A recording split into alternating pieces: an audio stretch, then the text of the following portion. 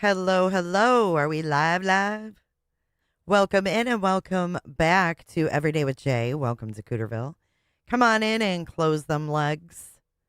Good to see you guys this morning. Penny Farthing, making it rain real super early today. Thank you for your $10 super chat. She said early start this AM. Cock-a-doodle-doo. Cock-a-doodle-doo to you. I've got my coffee. I hope you guys have your coffee because we are ready for part 2 of this body cam. Come on in.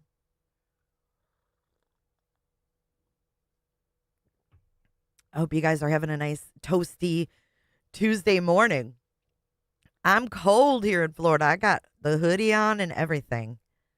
I woke up freezing, which I shouldn't complain because I saw somebody say it was like -5 or some shit. So I will pass on the -5. But yeah, if you have Sherpa clothing, bundle up. And we have Shar. Fucking love it. Listen. Why don't I have any audio? Can you guys hear anything? Uh-oh, I think I gotta wake up Streamlabs. Hold on. Streamlabs might be still asleep. Is this place still ransacked? Hold on. I don't know what. No, it's on. Is my alert box not working? Ah.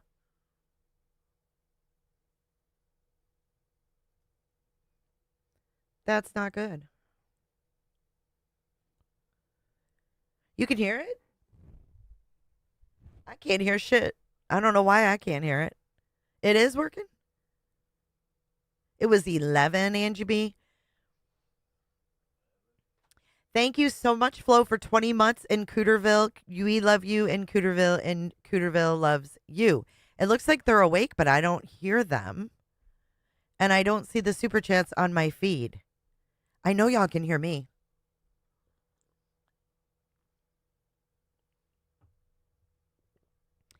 Shar, thank you for the 19.99. Shar says, is this place still ransacked? You hear me? That's it. Let me see about this.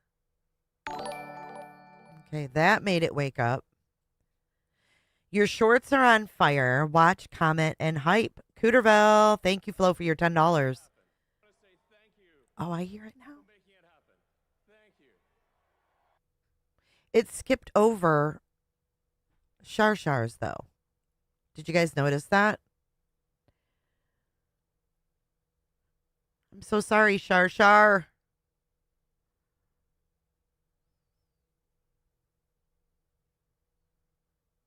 Yeah, it went from Penny Farthing and then 12 hours ago to Flo. It like just woke up. Thank you so much, though, you guys. We do have a goal on the screen today.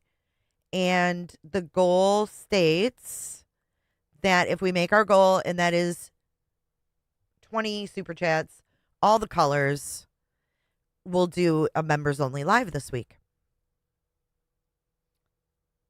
Is this place still ransacked? Mm-hmm. It is. Thank you, Angie B, coming in with a $10 super chat this morning. Thank you so much. See, it's really low, isn't it? That's Elon. It's supposed to be Christmas. I'll have to work on that after the live. But thank you so much. Look at Angie's worked. Look at the Santa golfing with a candy cane. Isn't he cute? Thank you for your support, you guys. Hey, Sin. Hey, Kels. Thank you guys for coming in and moderating this morning. So I got some stuff for you guys today. We've got more of the lying to the police. More of this poor cop being tortured through Lauren and Grayson's bullshit. But first, yesterday, our copy. Damn, Snazzy, thank you. For making it happen. Thank you. Thank you so much. Let's do it. Ah, he's awake. He said, let's do it. Do it, lady. Thank you, Proud Memes. She says, I love being a cooter. We love having you here, Proud Memes. But first, our copy of the body cam yesterday was not the one that we played, was not the enhanced audio. Thanks, Emmy Joe. I brushed my teeth and washed my face. That was not the enhanced audio, so we couldn't hear John when he was spewing his bullshit very well. So I wanted to play a quick 3-minute clip that I clipped from that of John with the better audio. Thank you so much, Proud Memes, for 14 months. It does not seem that long. I know. Going on almost a year and a half. We're heading up to a year and a half. Hello, Miss Cindy. Good morning to you. So we're going to listen to John because I want you guys to hear his BS because we didn't get to hear it very well yesterday. So we're going to play that, and then we're going to watch part 2. We've got the second hour, basically. But I did upload the body cam and a standalone video of just John so you guys could hear it. But I want to play it because I want to listen to it together. And then we have part 2 where, remember, the officer left? He's like, he left. Well, he came back. Real Cows, thank you so much for coming in with the $4.99. I saw the light. J forever. Besties for the resties. Thank you, Cows. And really, I mean, I'm so glad that I met you, and I'm so glad you're here.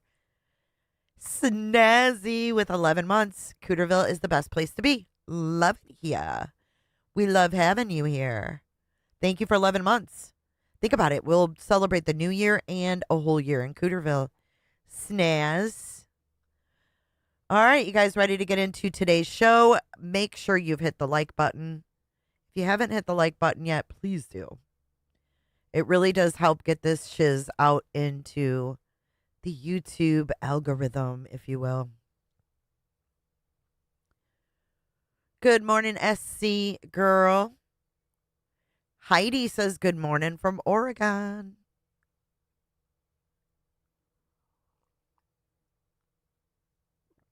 Oh, by the way, if you'd like to get a Puff Puff Pass for 2024 J is for Justice mug, they are still available in the merch store. If you're a smoker, even if you're not a smoker, you got a smoker in the family, great Christmas gifts.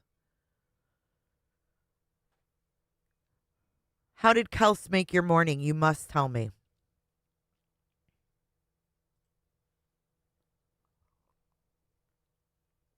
I'm glad you've all seen the light and have remained in Cooterville. Anyways, I say we get into it. Let's pull up Dr. John. RLGE. Hello to you in the mitten. Is it cold? Is it so cold in the D?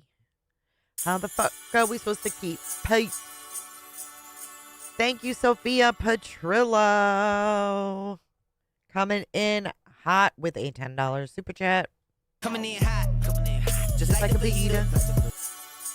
Ooh, she got hot cocoa for all the cold cooters. Thank you, Sophia and Cindy Arnold. Thank you so much. Is this a super chat? Loves this channel. I've been here a little over a month. Proud to be a cooter. We love having you, Cindy.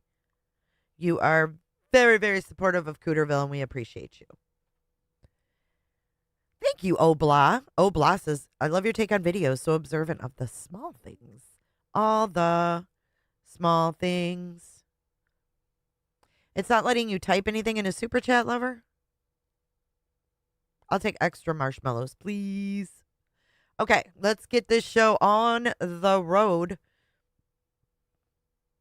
And we'll start out with John.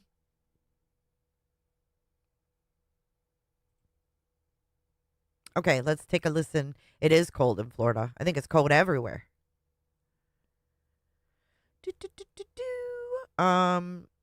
Who do we think has them, and will they be released? What's that, Tenacity, the text? I don't know. I don't know who has them, but I do hope they get released.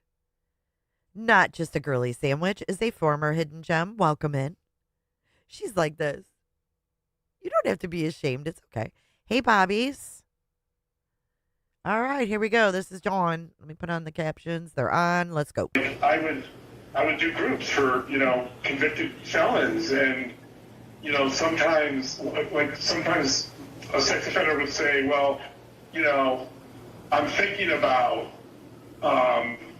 offending again on, so-and-so, or like they'd be vague, I'm thinking about offending, and we would know who it was, right? Like we would know what they wouldn't say the person, but like we would have an idea based on their history of who they were talking about, and like, is that reportable, right? Like, I mean, obviously I don't want someone to get harmed, right? But like, they haven't committed a crime, but there's like a specific credible threat. I don't know. It's a hard area. It is, and I mentioned this earlier before you were on the phone. It's difficult because sometimes until that line is crossed, it's just an idle. When I say idle threat, it's not a criminal threat. It's just a threat of doing something, and until it happens, there's not a lot you can do. Sometimes depends on what it is. So just because people have certain thoughts of, I would like to go steal a car. I think that would be fun. We're not going to go to somebody's house because they're planning on stealing a car. Right. I guess, like, in this case, I know. I think there's a specific credible threat, but I don't know, like, yeah, technically, until they publish the stuff and cross the line, like, it's hard to know what to do. I mean, I guess we're going to... Well, that's where the cease and desist from the lawyer is huge, because then they can contact the lawyer, know that the lawyer is real. Lawyer can utilize certain federal laws, certain state laws in that, saying, if you do this, this is a law you'll be breaking, blah, blah, blah. Sometimes it's educating the other party and makes them be like, oh, man, that's not a good idea. Now, unfortunately, one of the other parties, her husband, works for the FBI, so he apparently doesn't seem to think this is a big deal. Well, we don't know. We don't know if they've talked, and they're not the best marriage, so let's be honest. We don't know. I don't know what's been said, but I looked it up. The statute on these things it depends on how bad it is, but it's at least 5 years in prison. It's a felony. So, it is serious, and it's obviously there's civil issues in terms of if they ruin our business, which they would think our business would take. Yeah, I brought up civil earlier. Yeah, it's not really relevant. Thank you so much, Angie B. Coming in hot, dropping 5, gifted, RLGE, lemon baked, Linda the Heathen. Just help a brother out here. Indie Moon and LS Chesters. Welcome to Cooterville. Come on in and close your legs. Let's give you the Christmas welcome. Merry Christmas. Merry Christmas. Merry Christmas. Kiss my ass. Kiss his ass. Kiss your ass. Happy Hanukkah. I think John wears the vagina in that marriage. Oh, my God. Okay. So, and obviously it's going to be multiple counts. If it's here like 10 items, there's potentially 10 counts. So, I don't know. Like, it's frustrating. No, I get it. Right?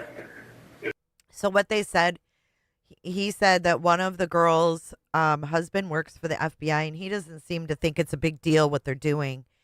And she said, oh, well, we don't know. They don't have a great marriage, so we don't know if they've talked. It's frustrating because obviously our best case scenario here is to stop this or stop anything from being published. Yep. Hey, so I think I feel good where I am, John. Are you okay? Yeah, so you don't think you should call Gigi? So that's just a better rendition of what we heard yesterday. Ew, Koberger.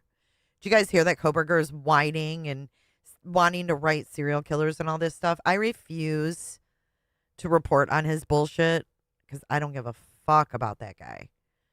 I refuse to keep it going and keep his name out there. Like, I can't. I care about the crime and stuff. I just can't with him. What's pathetic, Culty? Where's Culty? Culty Steph says it's not a big deal. What's not a big deal? John's a titty baby. What's not a big deal? Lauren's a big deal. See? Here she is. She's a whole big deal. Who's Gigi? So Gigi is the host of the podcast Pretty Lies and Alibis. Gigi is also known as Gigi McKelvey, Jennifer McKelvey. She also is, she works for Law and Crime as like a correspondent. And I think that's why Lauren was saying so many nasty things. Because Gigi got a spot on what? Let me get my sound box over here. I need it in reach. The law and crime. Culty, everything's a big deal when it comes to these people. When I see people lying to the police, it's a huge deal to me. I agree, Keezy. He needs to be forgotten. Throw away the key. Let him suffer.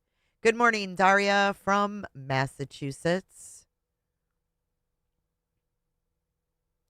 I guess we'll find out, Heidi. I say we get into it. This is part 2 of the Walwyn and Grayson and John and even perhaps Lauren's brother. Pace is going to keep up the pace.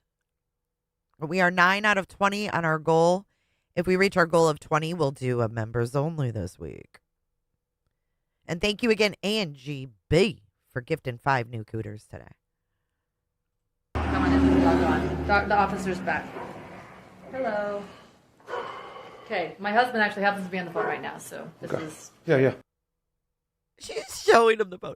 Is that the orange room right there? See directly back? Is that the orange couch room?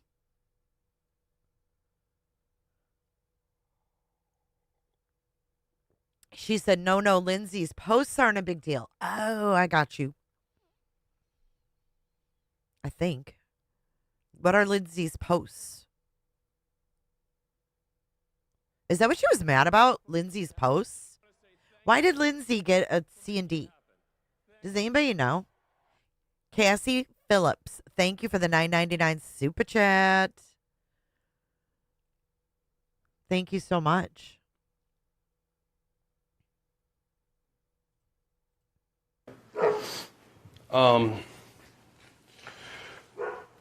So I just gotta ask a few more questions, because I know there's the threat of the possibility, but the possibility doesn't take place. There's not a lot we can do until they do that. Okay. So he's like, there's not a whole fuck of a lot I can do until they actually release these. Cease and desist. Oh, you want to look at the kitchen? Sure. Okay. We can look at the kitchen. Here we go. We got a eucalyptus wreath upon opening. Come on in, log on. Dr. John, my husband's on the phone. The officer's back. The officer's back. Guess who's back? Hello. Back again. That's really all you can see, girl. I could swear that's the orange room, though. The orange couch. Or is that Lauren's bedroom? There's 2 bedrooms there. One for recording, I heard, and one for sleeping. Look at Grayson. Oh, it's very bare. The walls are all very bare. She's got flowers. We came home and planted flowers. It's a cute little apartment. Very plain. My husband actually happens to be on the phone right now, so this is... Yeah. Look at her. She's like, here he is. Here's John. See, I'm proving it. I'm lying about everything else, but it's really John on the phone. Okay, there's more of the kitchen sin.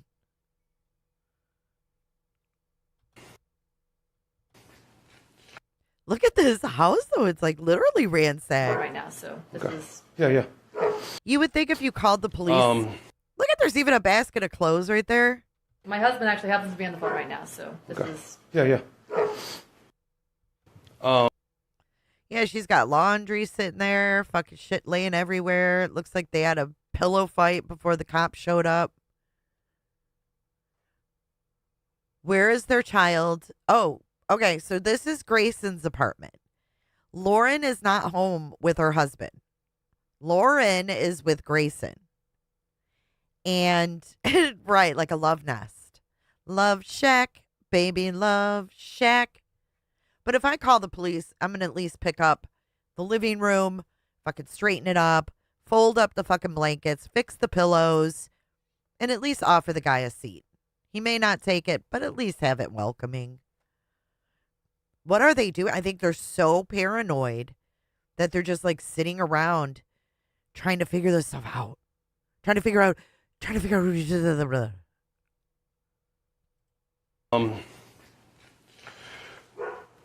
So I just got to ask a few more questions, because I know there's the threat of the possibility, but the possibility doesn't take place. There's not a lot you can do until they pull it, Salty. until they do that. Okay.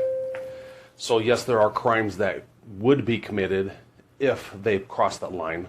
Okay. But the threat of saying we're gonna, release information, that's not necessarily a crime. It's not enough. It's not a crime until they do it. Does that make Not sense? a crime. No So- crimes, There is some Bobbles. information that has been released, text. Oh, wait. Here's John. Make sense?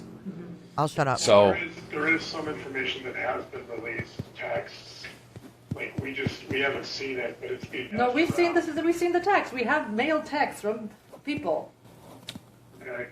but they're not threatening text or anything like that. No, Are you two on the same page here? He's like, we haven't seen shit. She's like, we did the Seen it, but it's being No, asked we've seen around. we've seen the text. We have mailed texts from people. Okay. You know, Emilio, I think they're there for more than just calling the police because she looks awfully comfy. And the couch is pulled out into a bed. I think she tied one on the night before. She is a clusterfuck. Manic mess. We have seen the dead. What are you talking about? We fucking seen them. But they're not threatening text or anything like that. No. no, we just have her private messages that have been sent. He says, are they threatening? He says, the cop says, are they threatening? John, well, they're private texts. That's not what he asked. He asked if they were fucking Or anything like that. Mailed texts threatening. from people. Okay. But they're not threatening text or anything like that. No, we just have her private messages that have been sent out. Okay. So, who did they get sent out to? They got sent out to Gigi. They got sent out to Christina. They got sent out to Kay. We know that. They got sent out to. So any one of those that you sent text messages to could have copied them and sent them. Wait, let's We hear have- those names again. They got sent out to Kay. We know that. So, who did they get sent out to? They got sent out to Gigi. They got sent out to Christina. Gigi, Christina. They got sent out to Kay. We know that. They got sent out to. So any one of those that you sent K Woodcock. text messages to could have copied them and sent them. It's And that's where we're at. Oh no, You have those messages weren't sent to those people. We're saying the people that took her messages sent those to those people. I need to know the original messages that you're saying were stolen. Who do they go to? who do they go to? Or who Hey, sent them? Hossein. You sent them, right? It was No. between you and Oh, somebody else. That's what you're saying. Oh my God, he is getting irritated. That you're saying were stolen. Who do they go to? Who do they go to? Or who sent them? You sent them, right? No. It was between you and somebody else. That's what you're saying. I sent them between Stephanie and Colette. Stephanie and Colette. And We've got Stephanie and Colette now. We've got Lindsay. We got Gigi. We got Christina. We got Ballet Flats. We got Crossbody. We got LIZ. Who else am I missing? Stay away from Lindsay, Lori. Who am I missing? I mean, we got Hellas. What the fark? She's talking about Gigi, Christina, and Kay, but she's talking about Colette and fucking Stephanie over here. So we've got Colette was the moderator or the administrator for the Facebook group True Crime Underground. And she was burned by Lauren too, from what I understand. That's Colette. True Crime Underground was a Facebook group. I don't know if they're still there. She was like an admin, and then I think she got burned by Lauren as well. Then we have Stephanie, who also got a C&D. Lindsay got a C&D for being accused of defamation with no grounds. This is wild.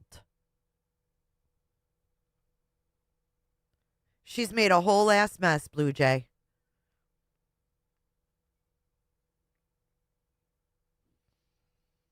Who are Stephanie and Colette? My old employees.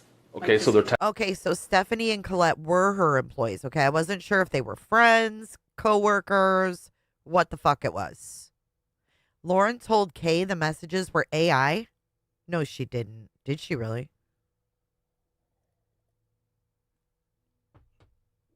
Right, Cindy. Oh, yeah, isn't that nice?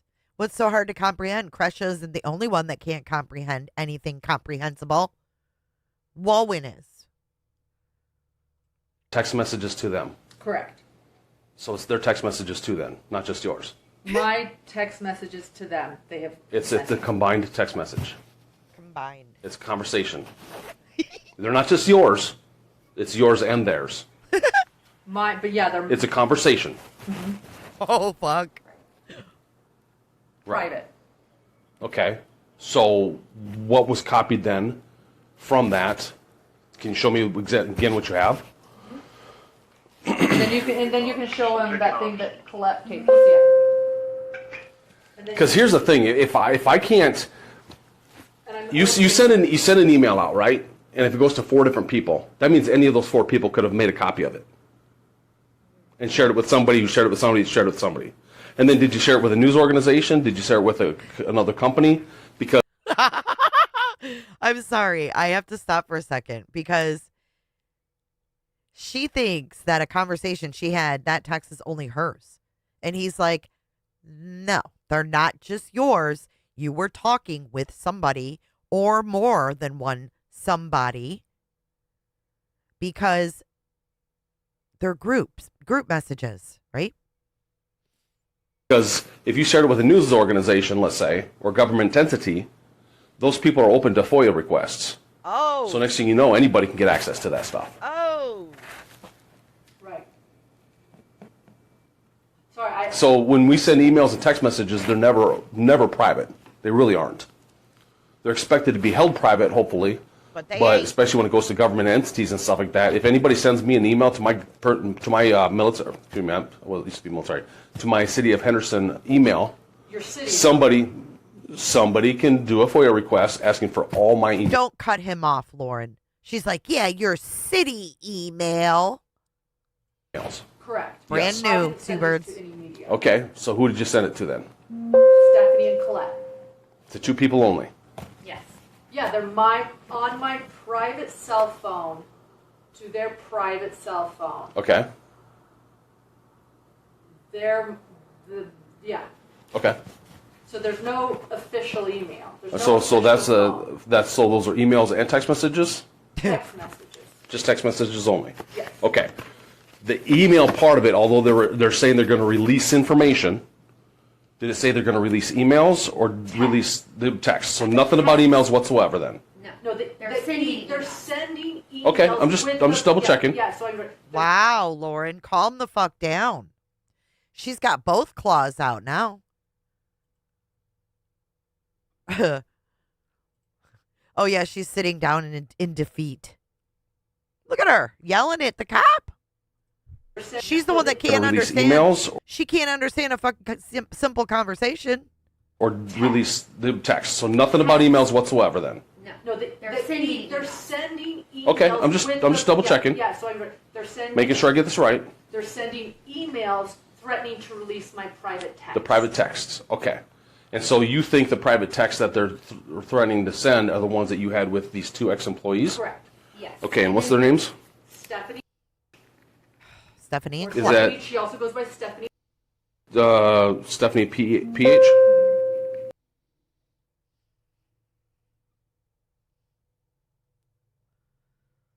She can't comprehend anything comprehensible. So she's giving She lives in their Nevada, info I'm now. guessing, or no? No, she lives in. Fucking fuzzy slippers and lip gloss. Okay. What's her phone number? Claws out, brows up. Petri.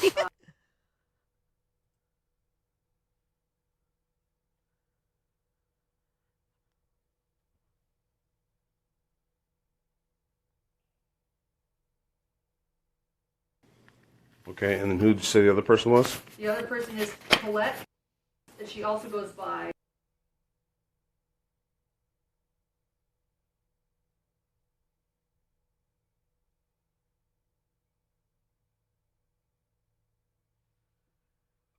This is all redacted.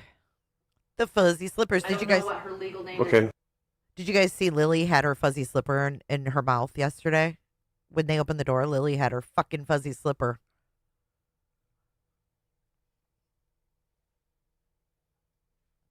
Kelly, I'm sorry you were treated that way by a boss. But I don't feel sorry for Grayson. I think she's in it to win it.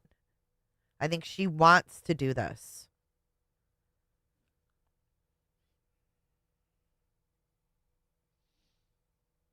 Okay. She lives. No. Bobby Joe's the only Okay. one that would You don't listen happen to to it. know birth dates or anything like that? Just stretching it. No, I think I could figure out. Oh, God. Yeah, Stephanie. Don't figure it out. Just leave her alone. Okay. Could you try to look up?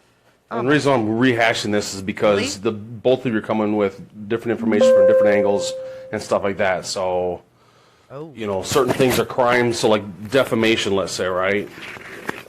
Although it hasn't happened yet, it's false information, intended ridicule or for hatred purposes and stuff like that, right? Yeah. So, but nothing's been released, so it's not definitely. Disseminated privately, but yeah. It's not released to the media per se or put out there.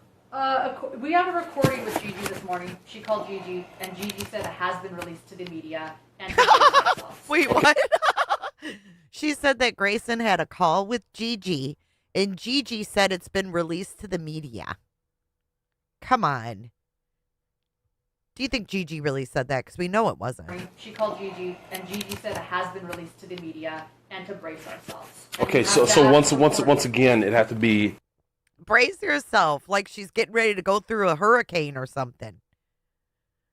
No, he's standing. She's sitting, and Grayson is sitting. We have a recording with Gigi this morning. She called Gigi, and Gigi said it has been released to the media, and to brace ourselves. Okay, so once again, it had to be several things. Hatred is one of them. Being ridicule, Yeah, play false. the Are these? If it's just text messages, then it's not false, right? Right. So that's where I'm going with this. So defamation has to fall, a certain standard of the reason for defamation. So publicly that I talk shit about victims, which simply isn't. well, you can talk. I can talk publicly about anybody about that kind of stuff. So that's not a crime. Yikes. So that's why I'm trying to fine tune this to find the crime in what's happening. On Prime Crime. Birthday is.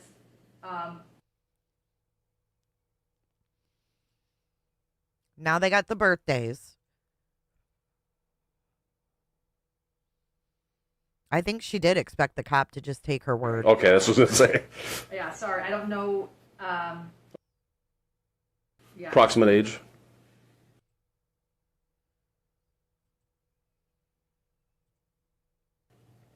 Okay. Thanks, Kels. Bing bong. Show me the text message that you received. Bing bong. That you're fully aware is out there. Yes.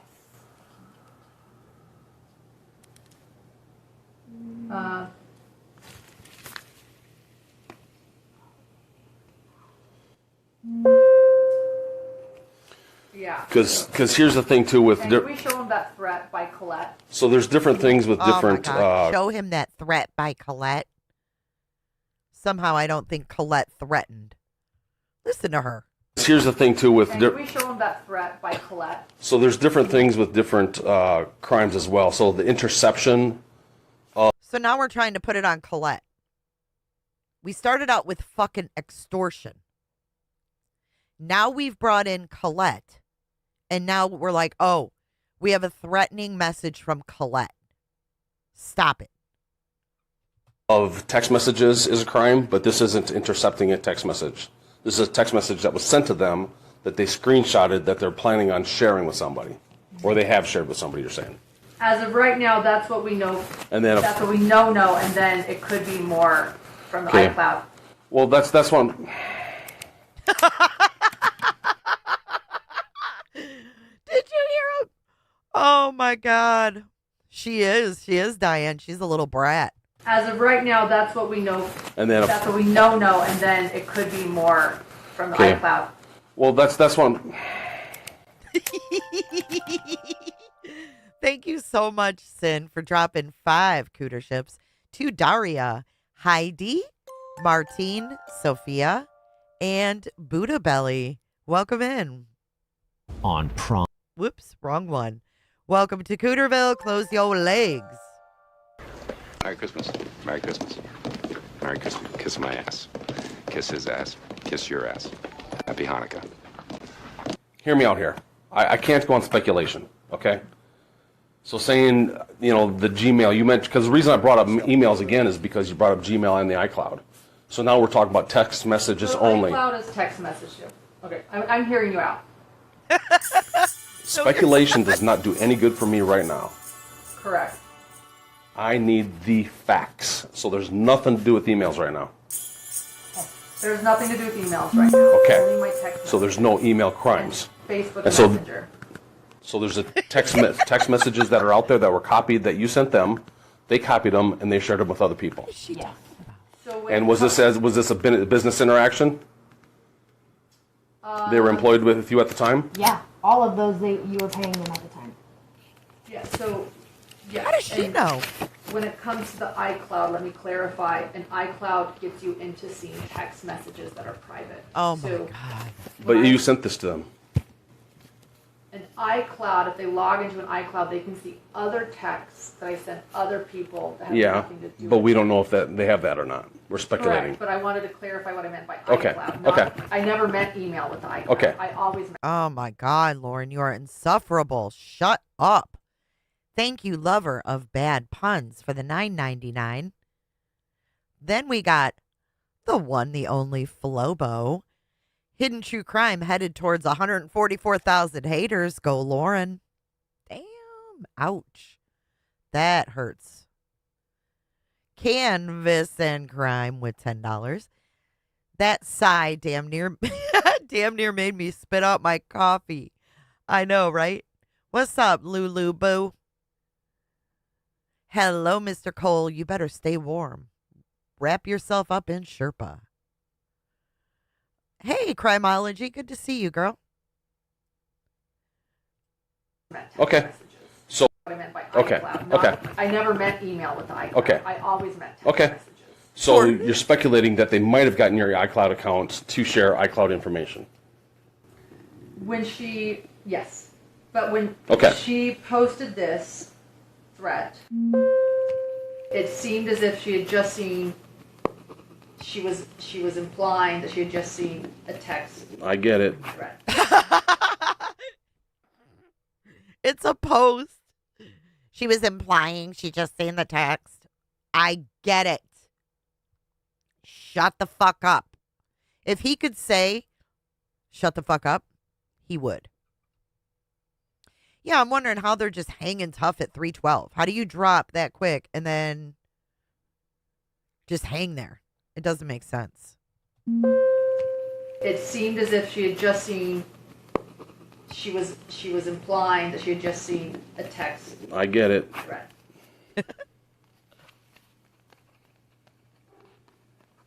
Yes, please hit the like button.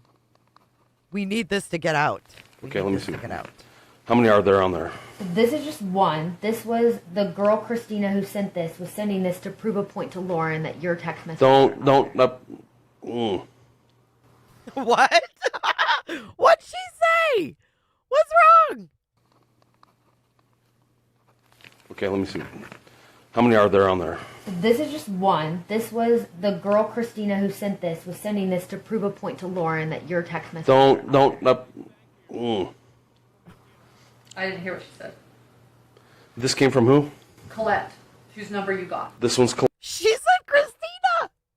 She said Christina, and she's saying Colette. Thank you, Crimeology, for the $9.99 towards the goal. But what's he talking about? Why'd he go, What was that? Colette. That your text message. Don't. Was the girl Christina who sent this. How many are there on there? This is Hold on. A text. Seen. She was implying that she had just seen a text. I get it. Threat. Hey, Sunset.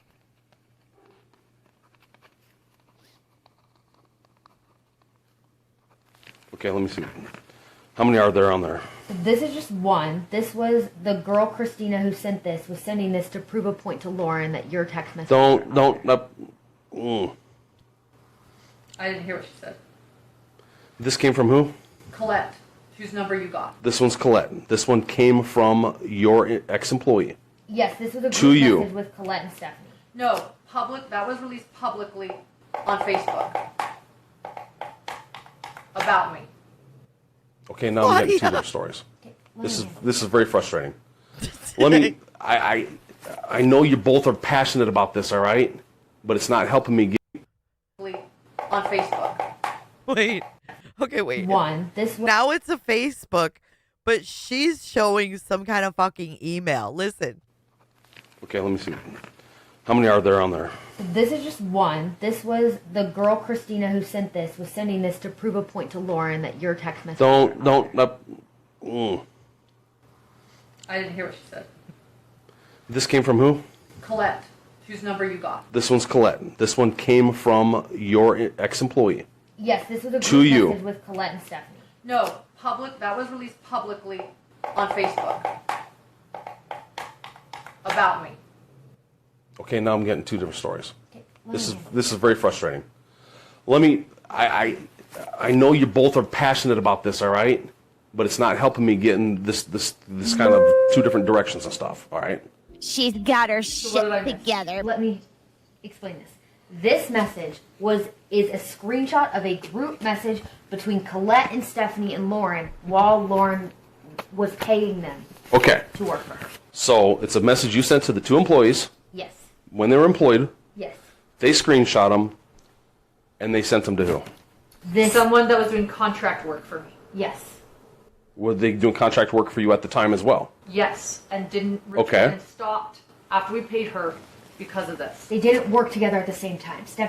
Christina started after Stephanie. But here's the thing. If they were working for you at the time, I could talk to them and they say, yeah, you told me to go ahead and share the information. So Stephanie and Colette and so Christina started with Lauren after Stephanie and Colette were done. That's what I'm What? My brain hurts. What?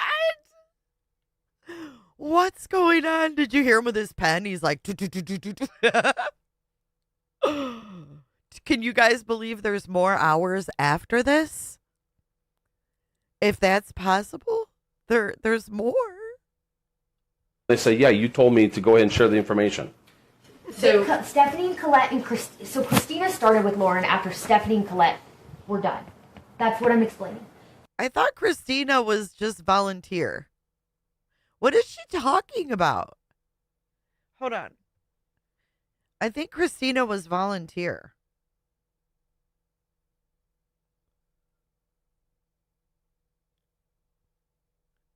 That's so fucking messy. They never worked together. They do not know each other aside from now these private messages being shared to disparage her. Christina, aside from, that's what I'm explaining. They never worked together after Stephanie and Colette were done. That's what I'm explaining. They never worked together. They do not know each other aside from now these private messages being shared to disparage her. Christina does not... But we don't know when this is shared. We know that it was shared that week because Christina told us. I just got them. And Christina's the contracted person. She was at that point, yeah, when she got these. And then stopped working for me because So she received that. when did she get those then? She sent this to Lauren on April 21st, 2025. So almost 2 months ago. And that morning you had a conversation with her, or the day before, where she said, I got sent these a week and a half ago. Okay. And she said she got them from the 2 ex-employees. Yes. Okay. And when did the ex-employees get let go? They stopped working in July and September, I believe. Last year? Yes.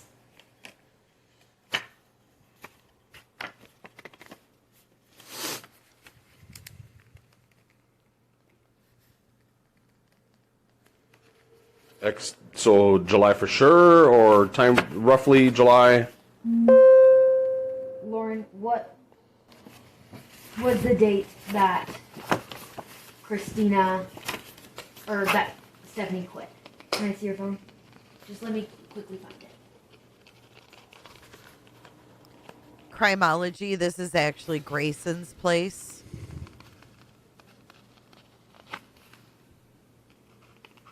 They're holed up. That was on Wednesday, July 10th, was Stephanie's last day. Okay. So why did Stephanie get a cease I want to and apologize desist the for next like year? I just don't think I was understanding. I didn't get it. No, that's fine. That's fine. I think I was misunderstanding. These are very. There's a lot of emotions with this kind of stuff, and once again, I just need the facts as much as possible. No, I agree. So it sounds like there was some speculation thrown in there in some of this as well, which is very frustrating. Hey, Andy. I can't have speculation and possibilities in this kind of stuff. All right, I need straight facts. Right. Because that's going to determine what I'm doing with this information. Correct. The last time So, spoke to Colette. so you have all of that on one email then? All those text messages in one email? Yes. Can you send that to my email? Yes. The last time I paid Colette will be important. I paid her. Well, it was last year. If these were shared a month ago, 2 months ago, whatever, they were let go 6 months plus. So that doesn't matter. We know they're ex-employees far enough away. Do you want me to forward Christina's email? Is that what you want? Or just the screenshots? The email, if I can, because Christina was the contracted, right? Mm-hmm. Yes.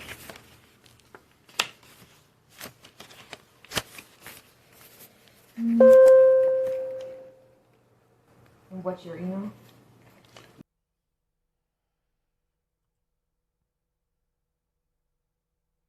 I sense trouble in paradise. Classy. And what's her name again? Katrina, you said? Christina. Christina, I'm sorry.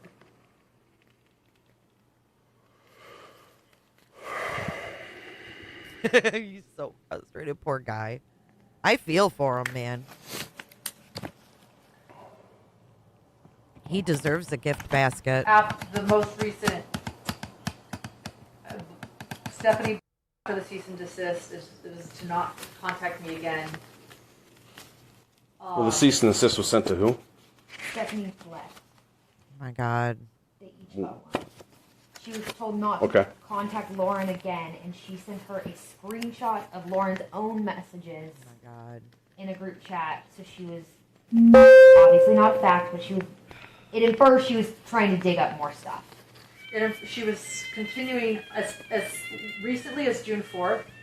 Says Stephanie savings voice memos of yours. So I got a June 4th, 2025 notification that said Stephanie saved voice memos of yours. Okay. In other words, my iPhone's letting me know that nearly a year since she's been unemployed, she is now still saving messages, and it was April or May that she, I think, inferred, by accident, but she did factually send me screenshots of my own texts on May 10th. Which means also she is still... You don't So text messages that you sent when? like 3 years ago. Oh my God! And You she's don't. sending them to me. Okay. After she's been told She never had access to your iCloud then at all, you're saying? I never gave her access to my iCloud. Have you since changed the password then, I'm guessing? Yes. We're back to the iCloud. We actually got her a brand new iCloud account. And who was that sent it to you? So this I want to see text his note. thread that Stephanie sent her on May 10th, she sent screenshots of Lauren's own text. These were messages that you had originally sent on May 12th, 2023. So she, after a cease and desist... 2023, is that what she said? Oh my gosh, thank you so much, Canvas. Canvas just gifted 5 more cooterships to Sweet, Rosie, Esmeralda, Little Boston Scallum, and Christy. Welcome on in. Merry Christmas. Enjoy your Christmas membership. Christmas memberships for all. Thank you again, Canvas. Merry Christmas. Merry Christmas. Merry Christmas. Kiss my ass. Kiss his ass. Kiss your ass. Happy Hanukkah. And on May 12th, 2023. So she, after a cease and desist, don't contact me, contacts me 2 months ago with screenshots of mine that I sent her back in 2023. That you sent her? Mm-hmm. Well, here's the thing. If you sent a text to her, of course she has access to it. Correct. It's strange that she's screenshooting them and sending to me. That's all I'm saying. I'm not... Did she just say screen shooting? It's strange that she's screen shooting her own text with me. He already had to explain the conversation aspect to her. And now this. Lauren, give it up, dude. That you sent her? Mm-hmm. Well, here's the thing. If you sent a text to her, of course she has access to it. Of course. Correct. It's strange that she's screenshooting them and sending to me. That's all I'm saying. I'm not saying that she's breaking the law, so I'm just trying to give you facts to sort out your... That doesn't matter. If you sent... That's what I was trying to say earlier. If you sent it to somebody and they screenshot it... Yeah, that's fine. Okay, so she sent it to you. I'm not saying she broke the law doing that. Okay. I'm trying to give you context. So she's trying to say she still has information. Yeah, which she does because you texted her and she worked for you for a while. Thank you, Salty. So you're concerned that the text messages... Don't worry about it. It's okay. No, you're concerned that... Oh my God, now she's going to have a baby fit. Don't worry about it. It's okay. Just forget it. Just forget it. Just forget I even called you. Thank you, Salty, for your $5 super chat. We are only 5 away from our goal, guys. Any colors. Pick a color, any color. Send a super chat, get us to our goal, and we'll do a members only live this week. Text messages that she has from the past while she was Don't worry about it. It's okay. texted her and she worked for you. So she's trying to say she still has information, which she does because you texted her and she worked for you for a while. So you're concerned that the text messages... Don't worry about it. It's okay. No, you're concerned that the text messages... So you're concerned that the text messages... Don't worry about it. It's okay. No, you're concerned that the text messages that she has from the past while she was working for you may be used against you? That's... Sure, but the fact that I was trying to say to you, I'm trying to stick to facts too. Yeah. So I'm not telling you the big picture, I'm telling you something. She is collecting... I'm not telling you the big picture. I'm telling you something with my claw hands. The hell, girl. Psychopathy? Fact that I was trying to say to you, I'm trying to stick to facts too. Yeah. So I'm not telling you the big picture, I'm telling you something. She is collecting actively, currently, screenshots of my private messages that I shared with her. That's true. Okay. Thank you. So they're not I told her to stop. Not your private ones, because when I say your private ones, it's ones you shared with her. I'll just say this. So I don't think they're private to you only. So text messages you sent to her years ago, between you and her, she started saving. And recently sent them to me after a cease and desist was sent to her. Okay. So a cease and desist was sent. Stop it. June 4th, she's saving my voice memos and she's still sending me screenshots. Like, she is actively, my point is, what we factually know is she is actively still saving our private conversations that are legal, but she's still actively saving them despite the cease and desist.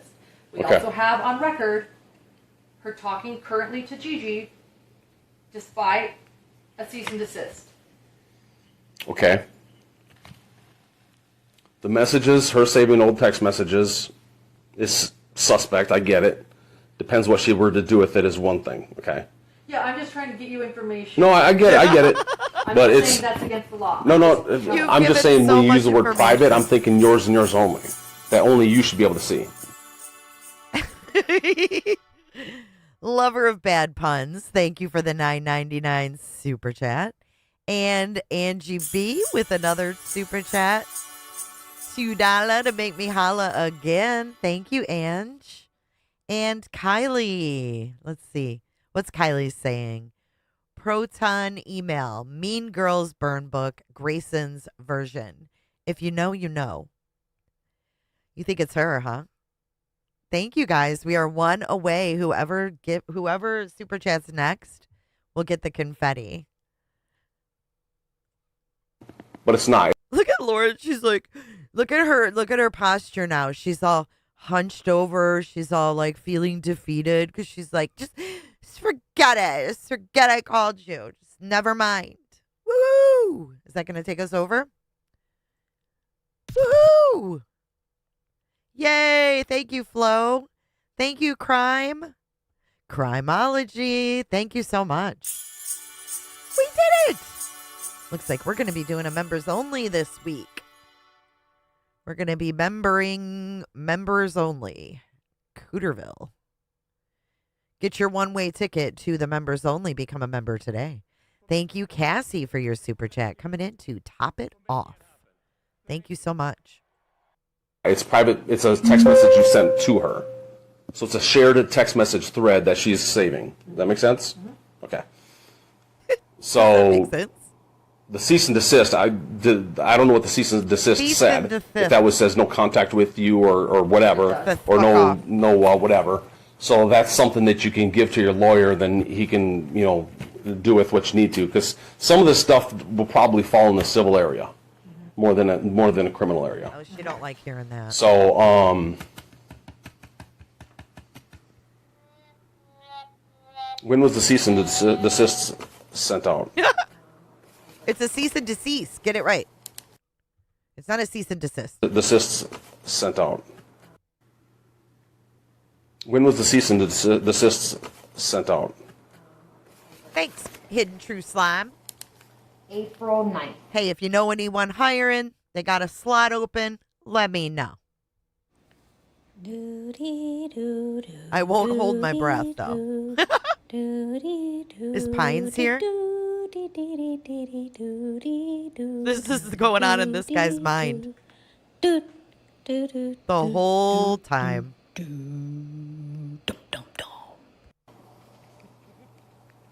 Of this year. Okay, and then you said she contacted Gigi after the fact? Gigi! And you know this how? We know this from Gigi, and Gigi. there is a victim named Jerry Vallow. He is let me clarify, because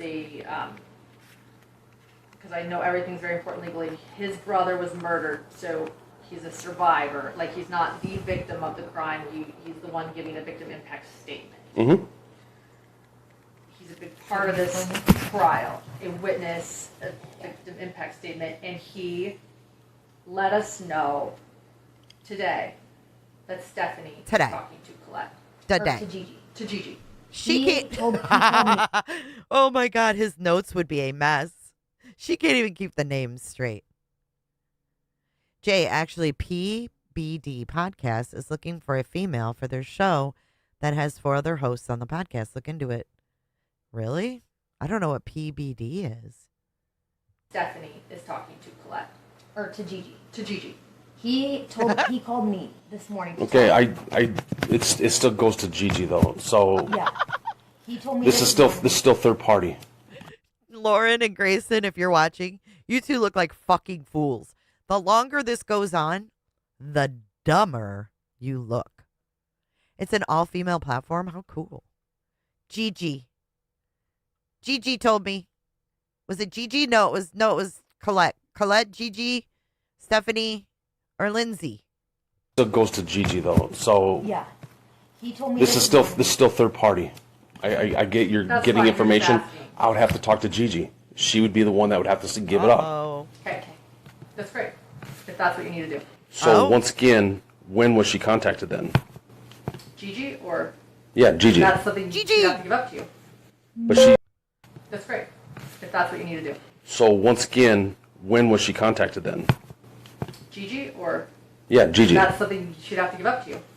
But she said that. That's something she'll have to give up to you, she says. No, she doesn't have to give up anything, Lauren. What are you talking about? That's what she'll have to give up to you. No, she won't. You want him to call and intimidate Gigi. Shame on you. She thinks the cease and desist is a binding legal document, right? It's a letter. It's a letter. She just got a letter. I wonder if Grayson's got her little sweater hung up in her closet. Maybe she'll go put it on and come out. We just figured out Blue's Clues. We just figured out Blue's Clues. I wonder who it's from. Idiots. She was contacted after that or through this other party? This other party says Gigi was contacted after that. Gigi told me the first email she got regarding Lauren's private communications was during the trial last week, which came from a Proton email, which is the same email we got on June 9th. So that was the first communication that Gigi had. And then Gigi has since been talking to Stephanie because Jerry Vallow told me this morning, did a woman named Stephanie used to work for Lauren? And I said, yes. And he said, Gigi told me last night to call Stephanie, and Stephanie will tell me everything. Okay, so Gigi received an email last week, two weeks ago? And said she's received multiple more with files of Lauren's communications.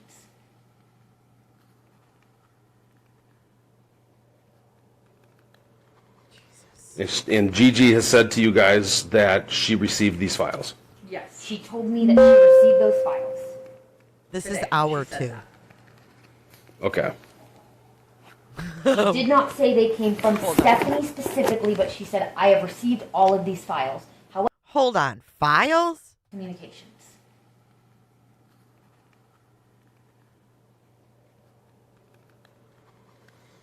And Gigi has said to you guys that she received these files. Yes. She told me that she received those files.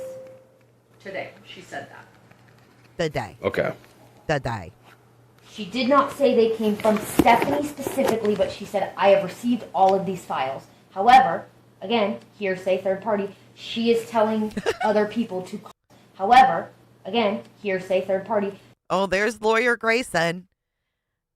Lawyer Grayson. Again. She said, I have received all of these files. However, again, hearsay, third party, she is telling other people to contact Stephanie because Stephanie has all of it. She is telling third party, other victims. So once again, so Gigi says she has this stuff, but she didn't say specifically she got it from Stephanie. No. She told Jerry she got it from Stephanie. She told somebody else that she got it from. Yes. That doesn't do me any good, though. If you call Gigi. Oh, my God. Do you want me to call Gigi? Call Gigi. Okay. Find out, say, yes. Do you want to call Jerry? Has your lawyer called Gigi at all? Oh, my God. You want to call Jerry? Now she's going to have him call Jerry Vallow? Oh, my God.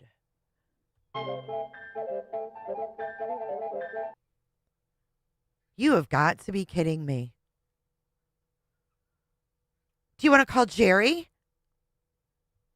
The first hour, they didn't want him to call Gigi. Now they want him to call Gigi. And now they're throwing Jerry Vallow into the mix. This woman has not learned anything. Thank you for joining, Mute Cop. Merry Christmas. Merry Christmas. Merry Christmas. Kiss my ass. Kiss his ass. Kiss your ass. Happy Hanukkah.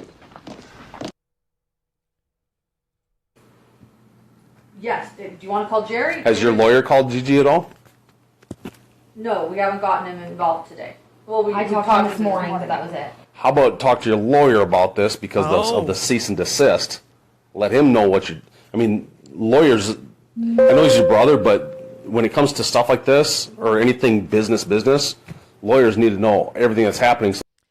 Okay, so Jerry Vallow is Kresha's uncle. I believe that is Kay's brother, which would also be the brother of the now deceased Charles Vallow, who was murdered by Lori Vallow and her brother Alex. So they know how to protect you and how to move forward. I don't know. That's my take on it. I mean, lawyers are to protect and guide. Yeah. So put that aside for a second. Let's talk about. I haven't seen her yet, Andy.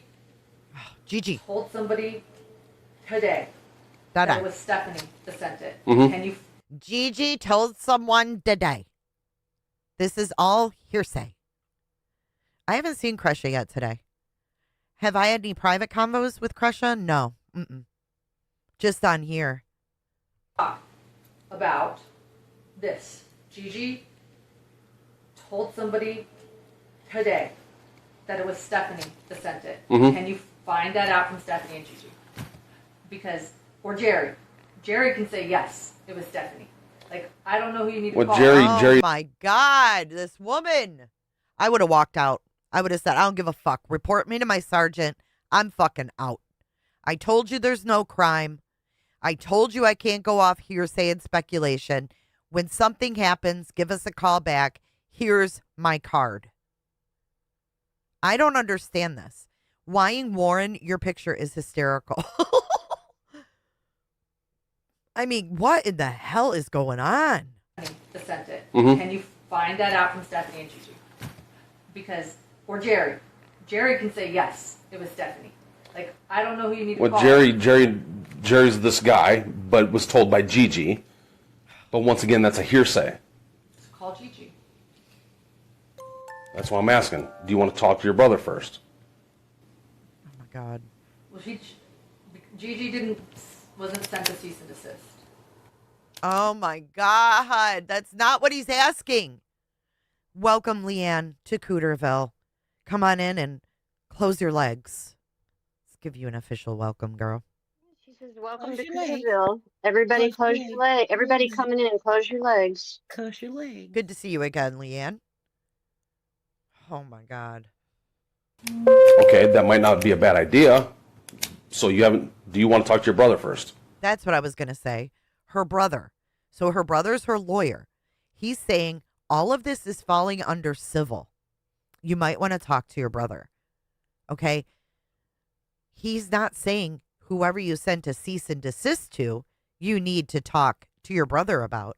He's saying talk to your fucking brother and then get back with us. Let's see what he thinks you should do.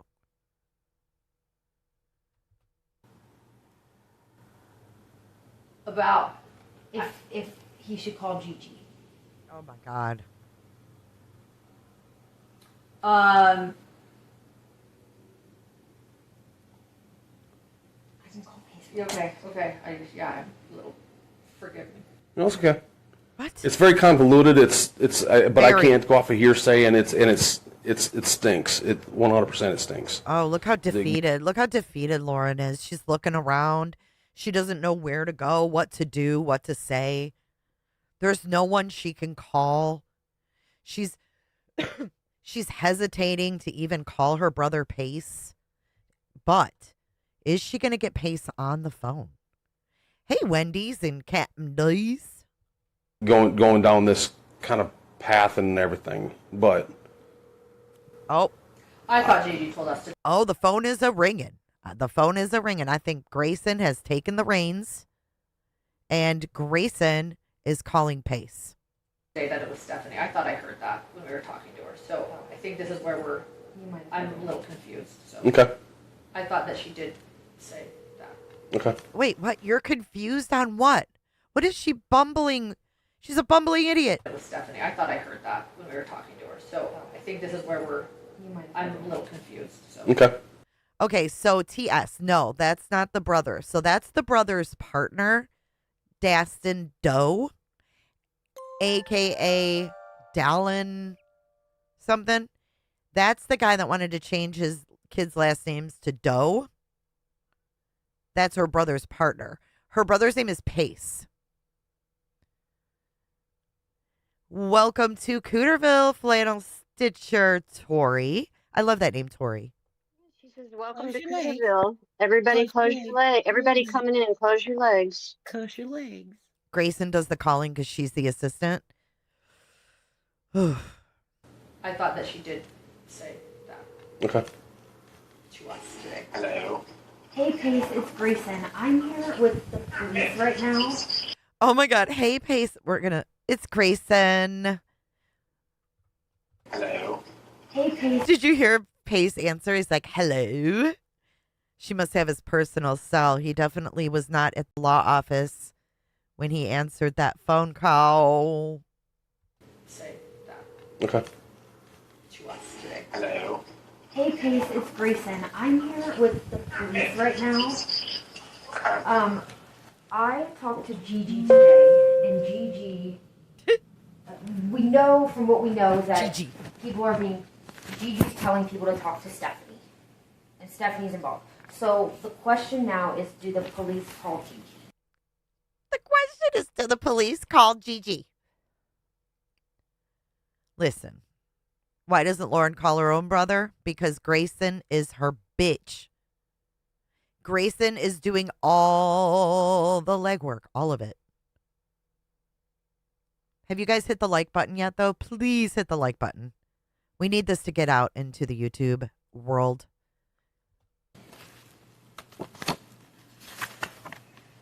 So you're with the detective or someone? Yeah, I'm with an officer right now. He's at my house. I'm a patrol officer. I don't know the ins and outs of all these laws, but the cease and desist order sounds like it was violated. I don't know what it says. But at the same time, my God, they both are covered up with blankets and shame.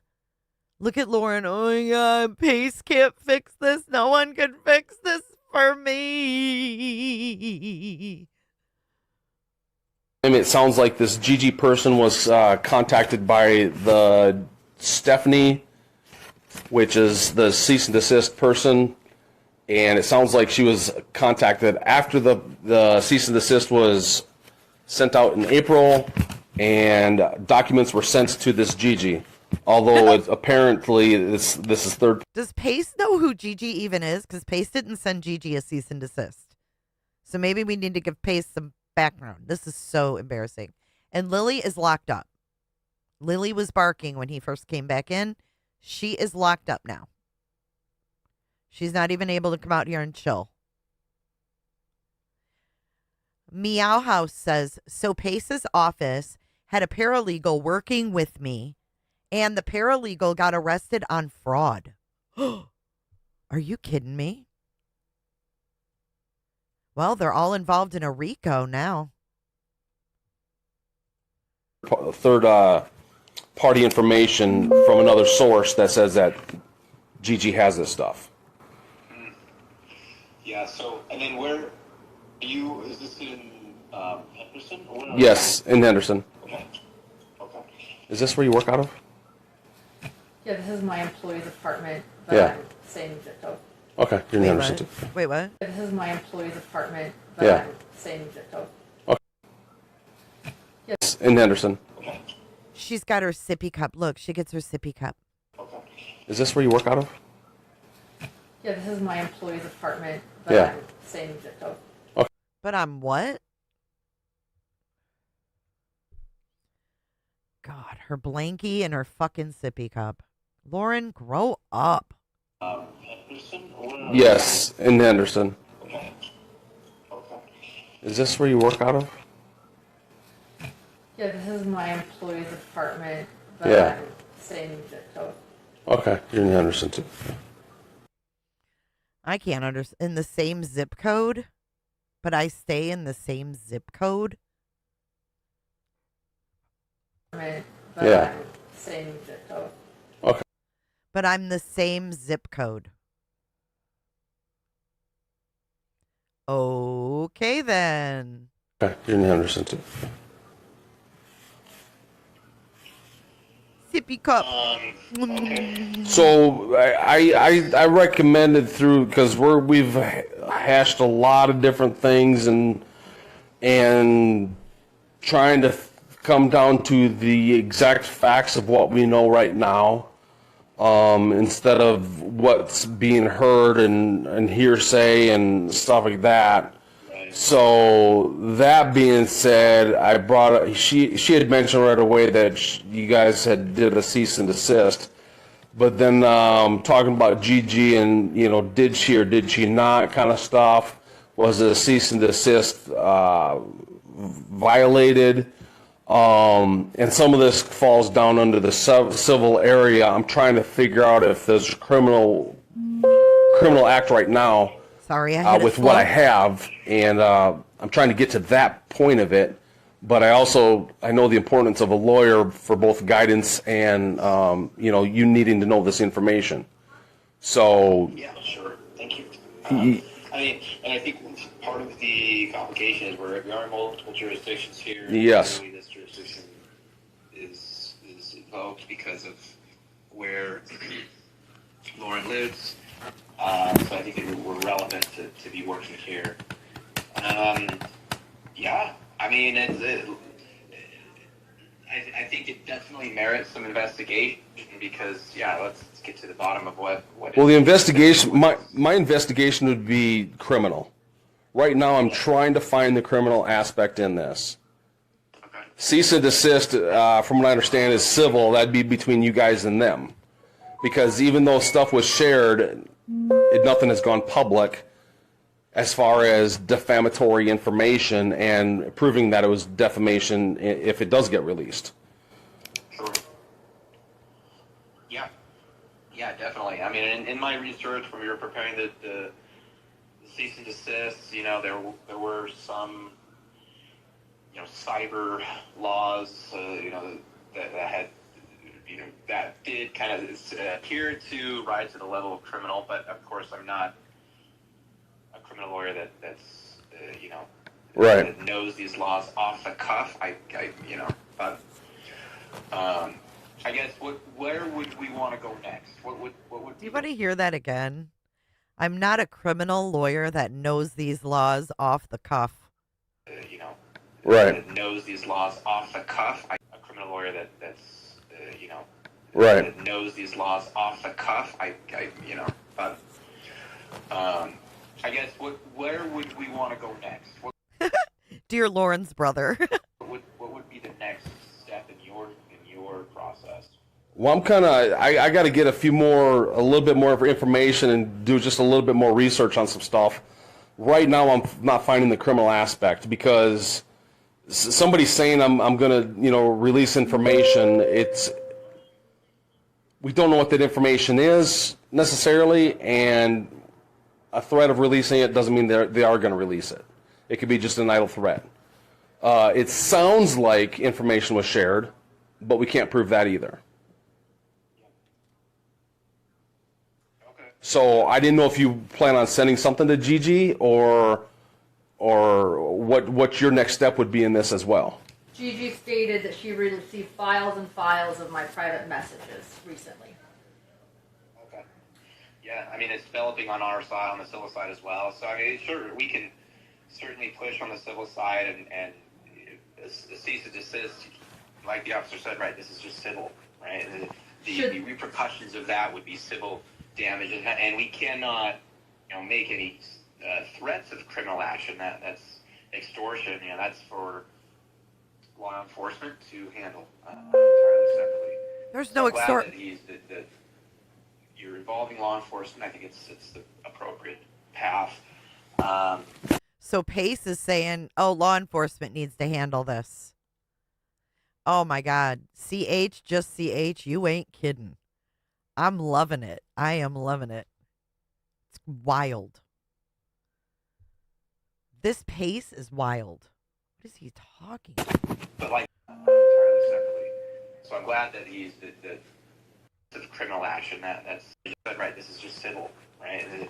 The repercussions of that would be civil damage, and we cannot, make any threats of criminal action. That's extortion. That's for law enforcement to handle entirely separately.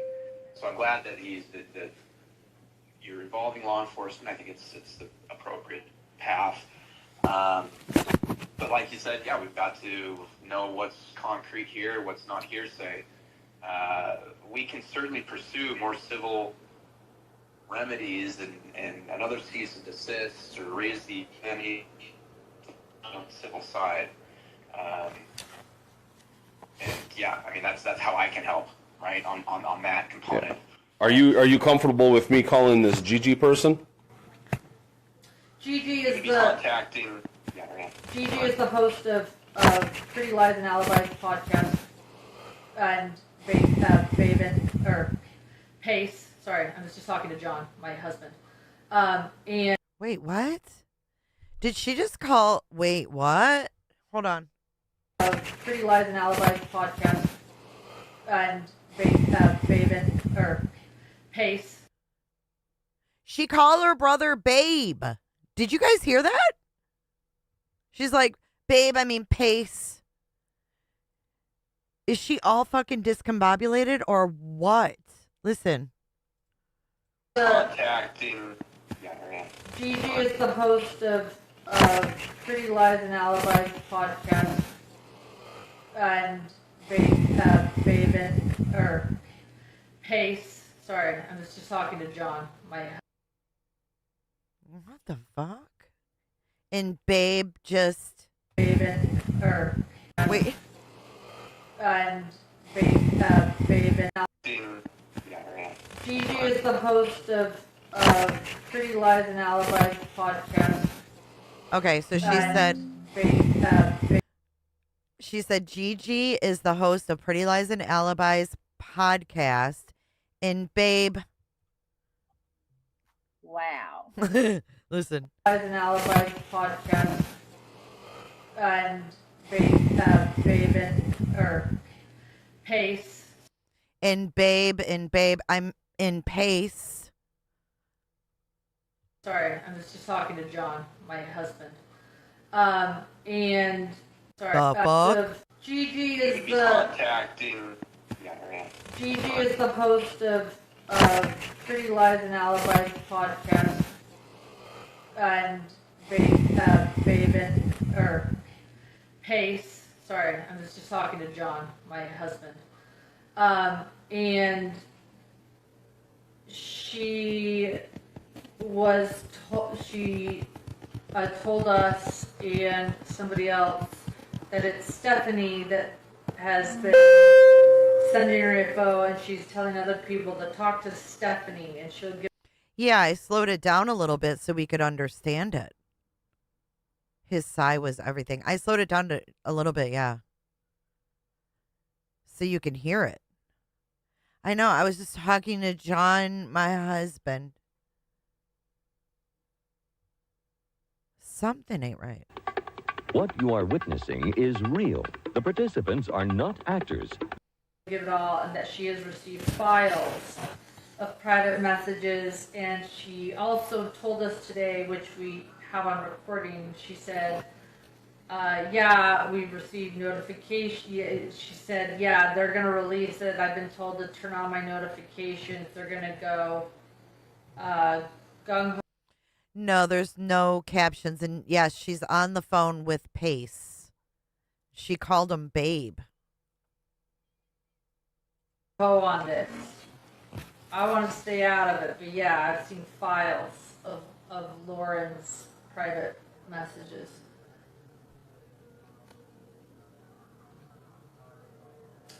So, so at what point does it amount to criminal extortion here, where they? Well, they're not asking for anything monetarily or anything like that. So, extortion is usually trying to get something for something.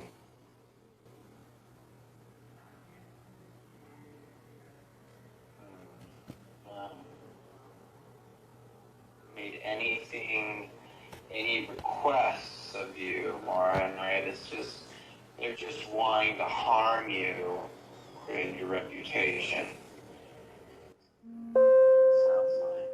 Yeah, they want to harm my reputation. They want to hurt me and other people that will be hurt by finding out what I say privately about them. So it's harming me, harming others, all for their enjoyment. All for their enjoyment? How about to protect other people? Hello, hello. Two old crows, good to see you. About them, so it's harming me, harming others, all for their enjoyment, and satisfaction in watching people get hurt. No, that's not what it's. So the satisfaction in watching people get hurt. She doesn't get it. This is all because she hurt people. Oh my God. The question is, do we need to, this is for both of you, do we need to call Gigi to say, yes, it's Stephanie, she's the one sending it, and does that, I mean, we do have the threat from Colette that says we're going to out you. Oh my God. You know, it's not a threat. Written in public. And then you've got Stephanie sending files, and Stephanie, by the way, as recent as June 4th, Pace, you should know, unblocked me on her phone, and I got notifications that Stephanie Budge was saving voice memos of mine on June 4th. Oh my God, not a notification that Stephanie Budge was saving voice memos. Stop.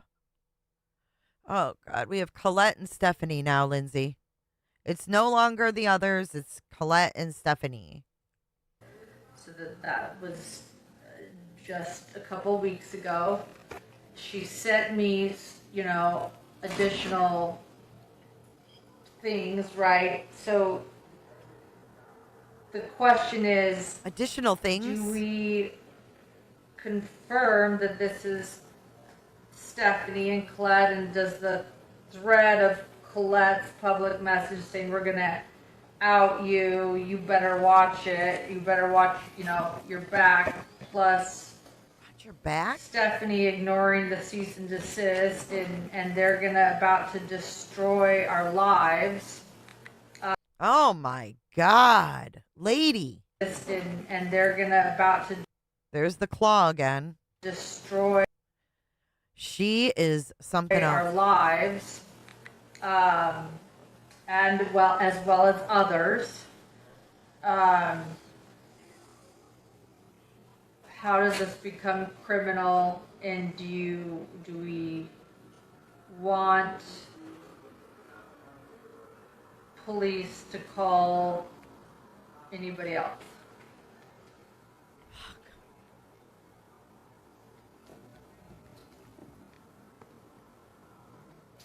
And I know that's...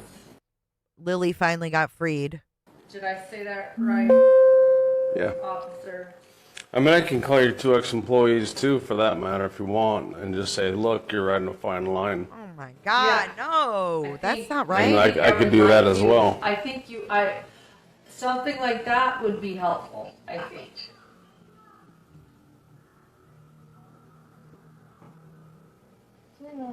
I mean, I don't know who they know as far as legal or what they think they can and can't do, but we're not mean. I could do that too if you want. I think. Or try to seal the answer anyway. She popped a pill? Yeah. I missed that. I feel good about that. Is that okay, Pace? If he calls them? He doesn't care. Yes. Yeah, I think it's totally appropriate. Yeah. You think it's totally appropriate, Pace? Because you don't want to deal with her. Because you don't want to deal with your dumb older sister who's all paranoid acting like a 15-year-old. Pace is like, yeah, anything to get her off the fucking phone. I got Ricos to fucking do. He calls them. Yes. Yes. Yeah, I think it's totally appropriate. Yeah. And of course, it may the call in and of itself may help. So certainly. It may help. Right. Just. So they just feel a little concerned. It could help. Okay. So I'm just going to repeat this just to clarify it. So nothing to do with the emails whatsoever. The iCloud part of it is meaning, it's to me, the iCloud part of it isn't even there. It's really you sent text messages to another party. That party saved those text messages and now are saying they're willing to share those text messages. I think that's yes. Okay. And to maybe call and be like, you're running a fine line. So it's text messages that you sent. Wow, she wants to give them the script. It's like you call them and say, you're running a fine line. To another employee while they're employed with you. Mm-hmm. There's no NDA. That was a business. Were they business text messages or? Everything's business when you're working in our industry, yeah. Okay, so. Everything's business when you work in our industry, yeah. Yeah. Shut up, Grayson. Did Lauren put this out? Hell no. This was a FOIA. Was it business? Were they business text messages or? Everything's business when you're working in our industry, yeah. Okay, so about business people. So that being said, they're willing to. Well, they have saved text messages. They're willing to share text messages with other parties. And as far as you know, you believe that they were shared because of a third party saying that so-and-so said that so-and-so said. So this other person, Gigi, supposedly received copies of text messages, although unsubstantiated right now. And it would have been after the non-disclosure was sent. Correct. Gigi did say she received files to us today. She told me that, and she said so many others have them. And so many others do. And I thought you just said it was this other guy that said it. No, Jerry Vallow was somebody else that also said Stephanie sent it. Fucking fuzzy slippers and lip gloss. I can't believe he hasn't walked out yet. Oh, my God. Thank you so much, Dell Girl. She says, I'm doing a really bad job wrapping gifts because I can't look away. I can't blame you, man. I can't blame you. But we have a recording of Gigi saying she received files. Recorded Gigi. Play the call. Play the call, Claw. Pay the call. Pay the call, Claw. Look at her hands. They're not normal. They're not human. They're claws. Shove some stuffed animals in those claws. They've steamrolled and exhausted him. They're wearing him down, wearing him down, wearing him down. Right, even Pace is putting it off on the cops. He's not a good lawyer. He's in a RICO. Suave.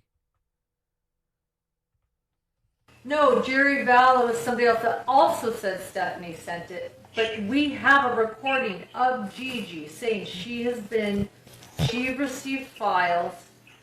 She called today and said she received. I called Gigi and I said, "What's going on?" And Gigi said, "I've been sent." Did she know you were recording the phone call? I don't record it. Oh, wait, what? Did you just get caught in a lie? Wait a second, Gray. Oh, she recorded it without permission. Listen. I called Gigi and I said, "What's going on?" And Gigi also said Stephanie. Listen. No, Jerry Vallow was somebody else that also said Stephanie sent it. But we have a recording. We have a recording. Right? We have a recording. Bing bang. Listen. Of Gigi saying she received files. She called today and said she received? I called Gigi, and I said, what's going on? And Gigi said, I've been sent. Did she know you were recording the phone call? I didn't record it. Oh, did you not? Mm-mm. Oh. No. Well, I'm just saying that's illegal in some states. No, so. I didn't record that. All right. Wow, busted. Fucking fuzzy slippers and lip gloss. Oh, you didn't. They are. Everybody likes me, everybody hates me. They want me to go eat some worms. Yes, Sophia, 150%. She's acting like a victim. Jerry Vallow is Charles Vallow's brother. Charles Vallow was murdered by Lori and Alex Cox. Wow, that was like a blatant lie. That was lovely. He's onto their game. Hey, Jess. You just said it was this other guy that said it. Listen. No, Jerry Vallow is somebody else that also said Stephanie sent it. But we have a recording of Gigi saying she received Watch files. Lauren's face when she goes. She called I today didn't and record said it. she received? I called Gigi, and I Okay. said, what's going on? And Gigi said, I've been sent. Did she know you were recording the phone call? Look at Lauren's face. Again. Who's going to get in trouble? Who talked to Gigi? Grayson. Who recorded the call? Grayson. Who just lied to the cops? Grayson. Grayson, you're going down, sister. Going down, down, down. She is setting you up to take the fall for everything. Wow. Look at Lauren. She's even got that duper's delight. Look. Yep, you recorded it, didn't you? Yep. Fuck you. Fuck you, Grayson. You're taking the fall for everything. She called today and said she received? I called Gigi, and I said, what's going on? And Gigi said, I've been sent. Did she know you were recording the phone call? I didn't record it. Oh, did you not? Mm-mm. Oh. No. Well, I'm just saying that's illegal in some states. No, so. I didn't record that. All right. If it's face to face, it's okay. But No, I didn't record that one. Okay. No, I didn't record that one. So today you spoke to Gigi, Yes. and she said she received files Of my private text. of the texts. Exhibits. And who she say she's received them from? She would not say specifically Stephanie. She said. Look at she's got the claw too. Is that like, do you use the claw when you're trying to really convince someone so you can really like dig it into them? What is with their claw? Look at poor Lily. She's like, save me, officer, save me. I'm depressed. These ladies pop all these psychotic medicines so they can cope, and I'm just stuck here. The only comfort I have are these fuzzy blankets and the fuzzy slippers. Fucking fuzzy slippers and lip gloss. Say specifically Stephanie. She said she's been sent them, and I was pushing her, and she wouldn't say exactly who. Okay. But then Jerry Vallow told us Gigi. I can't use him. Okay. We have very. Gigi. I can't use him. We have very good source that it was Stephanie. Yeah. Which I guess isn't fact. But it's right. I thought she said it Okay. was Stephanie. So we heard a conversation differently. I heard her say Stephanie. all right. So you're okay with me calling Gigi, and you're okay with me calling both ex-employees, or just Stephanie? I'm okay with you calling. Because this Stephanie. Colette not part of it, pretty much. What do you think? I think. What do you think? Colette has more to lose, so she'd be more scared because she has a career. Grayson. Oh, you two little twats. You want to take her career? Oh my God. This is getting worse.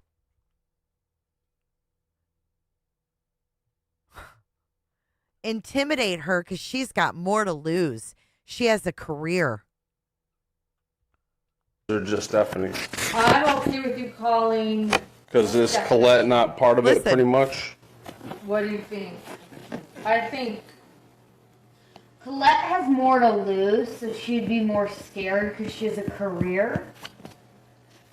I think if the call is, look, you're running a fine line, call both. Call both. Okay. Do you have a copy of the original demand letter that we had sent a couple of months ago? So your lawyer doesn't even have a copy of the demand letter you sent a couple months ago? Pace, do you not keep files on this shit you send out? That might be helpful with regard to some of the facts, and also. Well, that's going to be civil anyway, so it's not going to, that's not nothing to do with criminal. It doesn't, but we do cite some code that does straddle both civil and criminal. Yeah, defamation can be one way or the other. It just depends on what's released and what the intention is. Then that's going to be proven in court.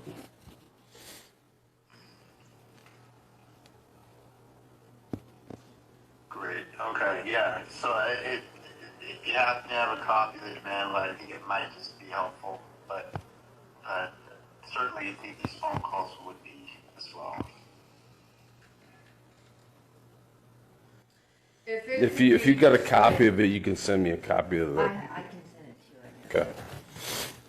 Now she's her paralegal. Grayson's now going to send a copy of the demand letter. Grayson's not just a producer. She's a jack of all trades. Yeah, because this one cites Federal Computer Fraud and Abuse Act. Yeah, which would be through the FBI then. Yep. Yeah, so there's some states are taking federal laws because of all the problems they've had. They're taking some of these federal laws and making them state laws as well. But that's where I got to take a look and see the federal law might be written slightly different than the state law. So I got to see how the state law is written and how it covers the particular thing. Right. I would Like I neither, said, Wyatt. text messages, when it talks about text messages, it talks about the interception of text messages, not the sharing of text messages. Yeah. Same with personal information and emails. Personal information is usually the social security, date of birth, all that kind of stuff. So the definition of what's personal information compared to just a general email. So, but we're not talking about emails. Yeah. And No, we're don't, not. I realize this is circumstantial, I realize this, but let me just, it helps me to say this out again. Yeah, yeah. As far See, I like listening to her slower because she talks faster. She's got that fucking claw out again. So I know this is circumstantial. Officer. Oh my God, is that poop? What is that? Sin. Is that a load of shit? No, I think it's a toy. I'm hoping it's just a brown bone. Okay, here we go. So the definition of what's personal information compared to just a general email. So, but we're not talking about emails. yeah. Thank you for subbing up, Nora. And don't, I realize this is circumstantial, I realize this, but let me just, it helps me to say this out again. Yeah, yeah. Oh my God. As far I realize. Listen. And don't, I realize this is circumstantial, I realize this, but let me just, it helps me to say this out again. Yeah, yeah. As far as on June 4th, Stephanie jumps back on her phone. I've been blocked because I know that I tried to call her. Yeah, you said she was saving. She was saving voice messages. Mm-hmm. On June 9th, an email goes out. Hey, NH. And Gigi tells us today she's received voice memos of mine. I'm just saying. Hey, Felicia. That's what you're saying. So do you have copies of those? The voice memos, they don't, because they don't See, I have a copy that she saved one on June 4th, but I don't know what she said. Right. So I'd do a screenshot of that. Yeah, I have that screenshot.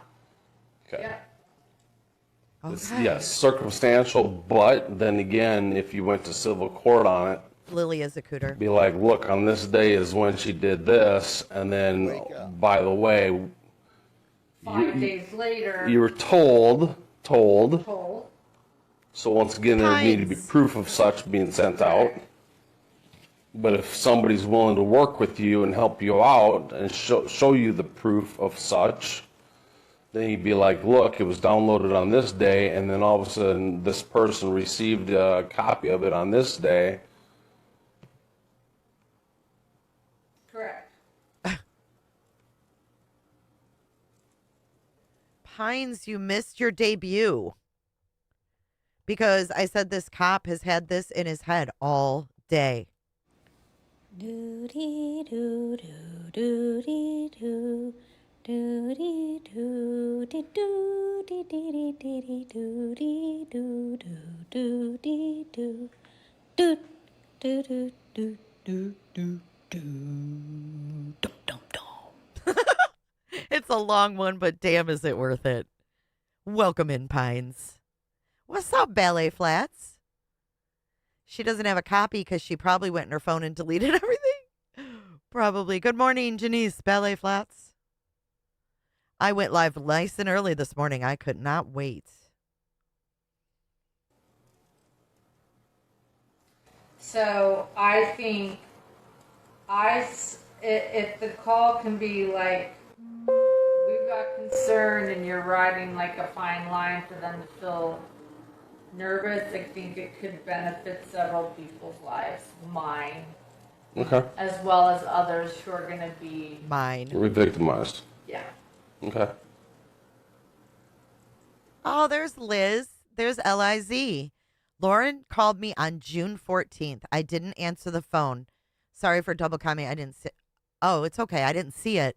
She called you on June 14th. Is that why you called her back? Thank you for being here, Liz. I'm glad I was able to pick you out. Yeah.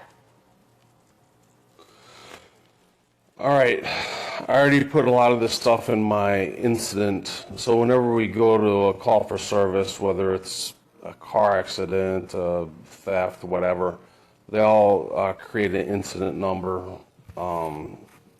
that's time stamped or date stamped, basically, in a sequence number.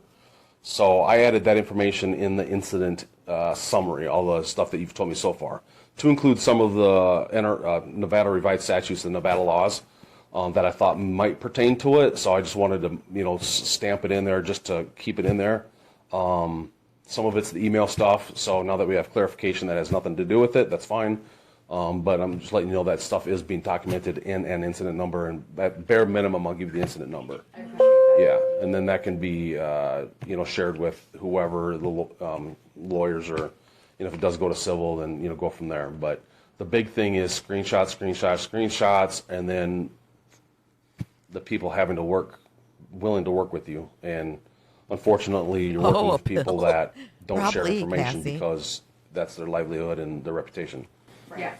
So that's probably the tougher part of it right there. Yeah. Yeah. Officer, one last thing. There's 2 Nevada statutes that are in this demand letter. If I could just reference them for you. Yeah. Section. Why is he taking Nevada law from this Nevada fucking lawyer? Or from this Utah lawyer? This is weird. Is Pace on the bar in Nevada? Or just in Utah? 205.4765. Hey, Robert. And that's unlawful acts regarding computers. Uh-huh. And there's also Unlawful acts regarding computers. Which is not true. section 205. It is, TS. It's weird. Which it says extortion, but also threats. And it's about, Oh my God. Extortion, but also threats? That's a law? Oh, extortion, but also threats. I wish I could be a lawyer like that. Just throw shit out there. Lauren returning LIZ's threatening voicemail 2 months later, 5 days before this police visit. Very odd. Oh my God. The voicemail was from 2 months before this? So the voicemail was in April. Why didn't LIZ get a fucking cease and desist? This is ridiculous. I agree, Felicia. Good to see you, girl. Harassment. So if that's worth sort of your review, if there's any relevancy there that needs. Okay, I'll take a look at it. So thank you for your time. Yeah, no, thanks for bringing that up because it can be a challenge being on patrol because we don't know everything. So we use Google and look up a lot of different laws to try to figure out where we're at with different things sometimes. You know, obviously the more complex stuff gets sent to detectives that do this stuff all the time. So so far I just spoke with my sergeant about a few things, and that's why I actually left the apartment for a little while, came back in. So trying to clarify some of the information that we have and seeing where we're at. Liz, that's dirty. That's what I figured. Okay, so you called in April, and then she called back on June 14th. She definitely was going to record it because she was trying to get her evidence after this. Wow. Hey, Deborah. You're welcome. Good? Yeah, I think we're good. Let me go back down to my car, look at a few things. I'm going to look at those text messages that you sent or the email that you sent. Yeah. Do you want to send in the one also where she took a voice memo of mine? Did you want that one? And then the collect. Yeah. Pace, I think we can hang up now. Okay. Okay, thank you so much. We're good, Pace. I do think when I asked her if it was Stephanie, she said yeah, but she didn't say her name outright. Yeah, I mean, obviously, I heard it, but if you don't have a recording, we don't have a recording. Well, let me give her a call. So if we don't have a recording, we don't have a recording. So, will you send him the collect extortion? Yes. I took a recent screenshot. It's just very recent where or just take one right now so you have it. Stephanie saved voice memo June 4th. Yeah. Yep, I will send all of you right now. You know, you can circle that so they know what that is at the end there. And I appreciate. I know this is a difficult thing. Well, it's difficult for you. It's very difficult, and I feel very helpless. And I just appreciate you listening and trying to figure this out and Hopeless. direct me. It's hard to explain, you know. Oh, 100%. And the bigger challenge is because they are in different states and stuff too. I mean, I think it might be worth a visit to the FBI to see what they might be able to do. Oh my God. Because they deal with this much more than what we do. I mean, there's, between crypto and all kinds of different stuff, computer crimes. Oh, why are you biting your nails? Wasn't your brother like accused of that or something with crypto? Wasn't her brother Jamie involved in some kind of crypto thing?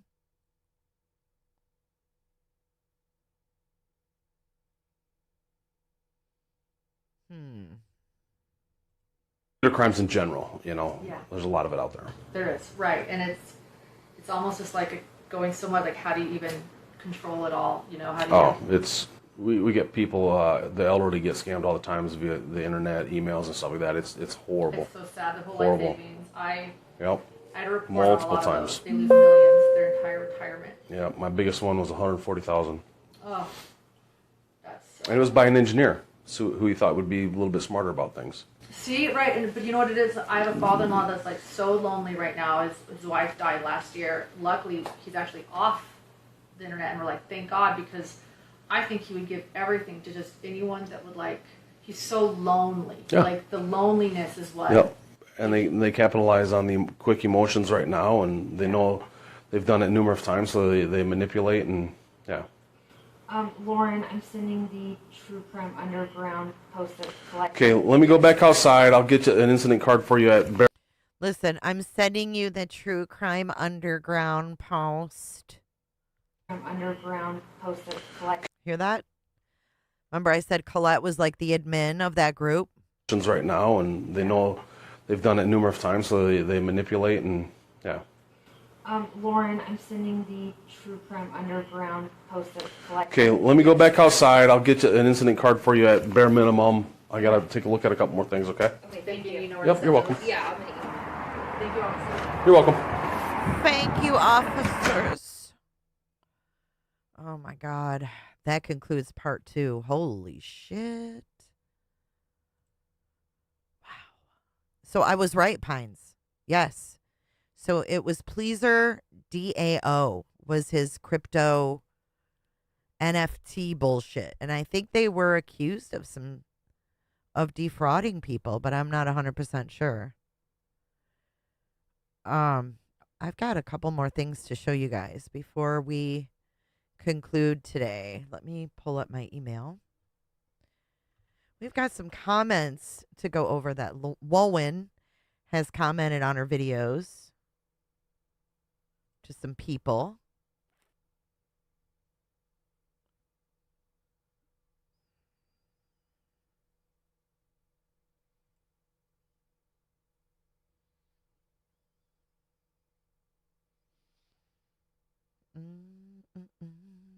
Oh, download all. Okay, there we go.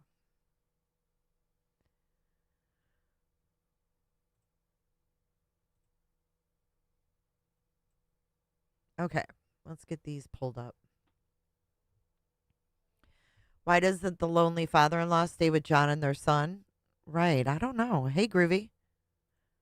Christina talked to Lauren April 9th. Lauren sent 2 cease and desists on April 9th. LIZ left the kindest threatening voicemail on April 9th. Wow. A lot went on April the 9th. So that's when Lindsay got hers too, was April 9th.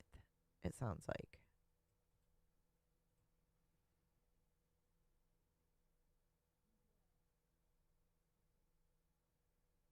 Why can't I open these all in one window? Oh, I hate windows sometimes. Hold on. We're just going to have to go one by one. Unless I do it this way. We can do it this way. We'll just drag them in. Okay.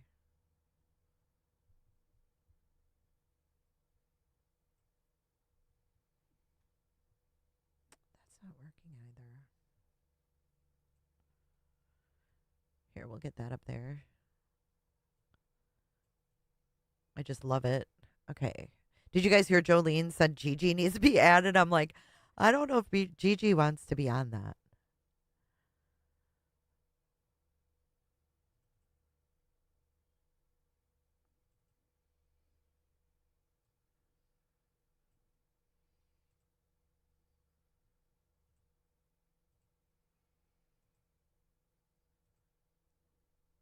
There it is.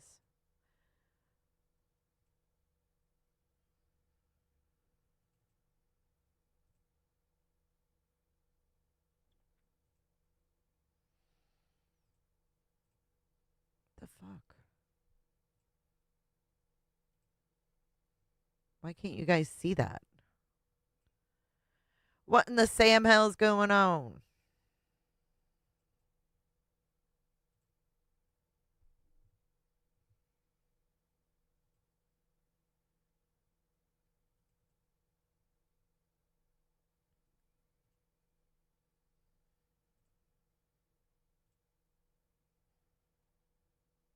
Hold on a second. I'm having issues. Anyways, I guess I could just read them. I'll just read them. Here, I'll put this up here. You guys can look at the seven gatherers. All right, so we have a message that she responded to on her. These are all on her videos.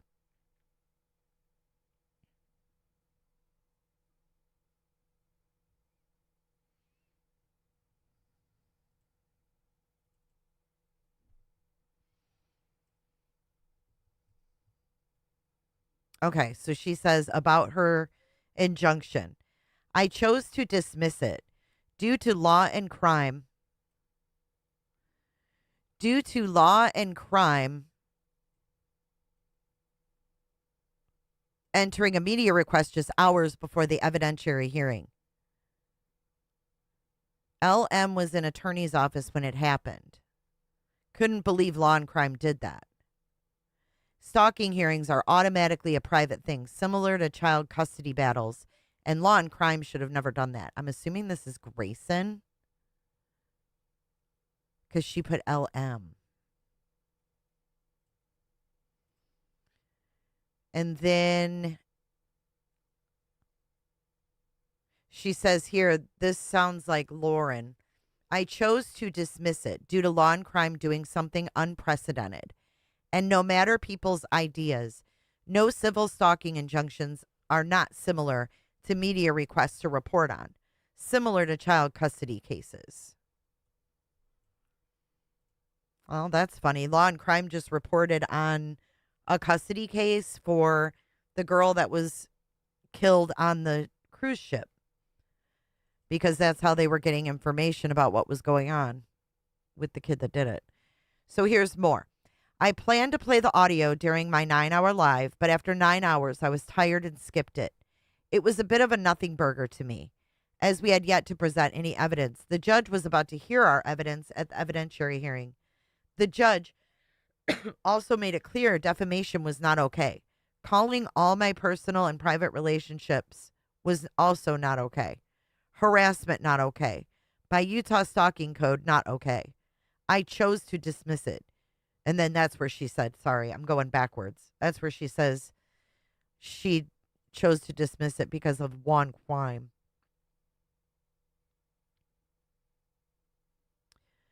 So then someone commented on the 9-hour live and said, this is monetized, right? She says, all the other people playing this on their channels, yes, they've monetized it, and I'm allowing them to monetize it.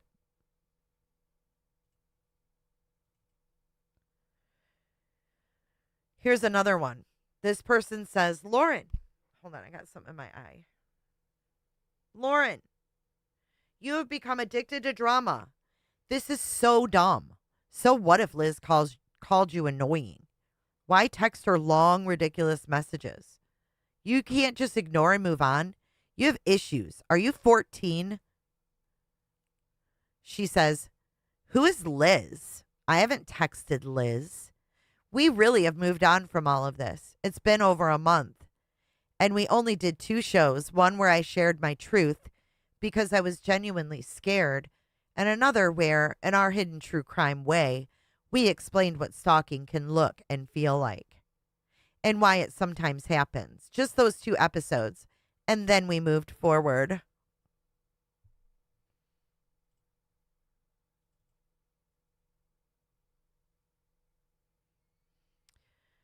This person says, refer to her as your stalker after the judge said it didn't rise to the standard of stalking. I hope CM files a suit against you. If you didn't bring this up, I would have never given my attention to it. Was a fan of this channel. You revealed yourself with to be a mean girl bully. You went after them. Done with you. She says, Lauren, the judge kept the stalking order in place. Then this person comes back and says, I heard what the judge said. There's no permanent order.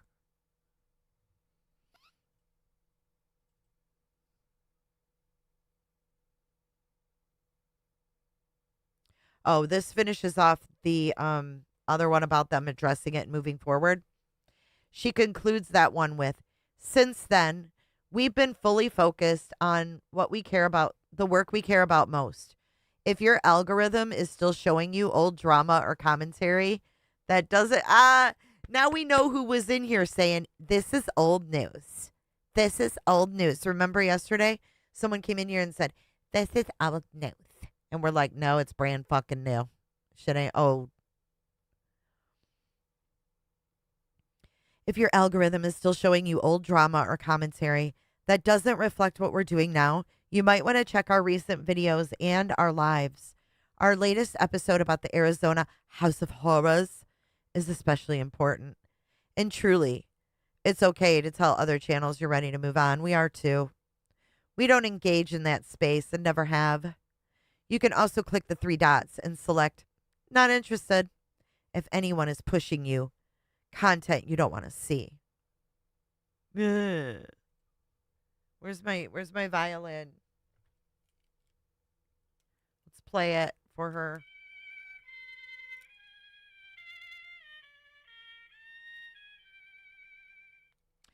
Let me see if there's any I missed.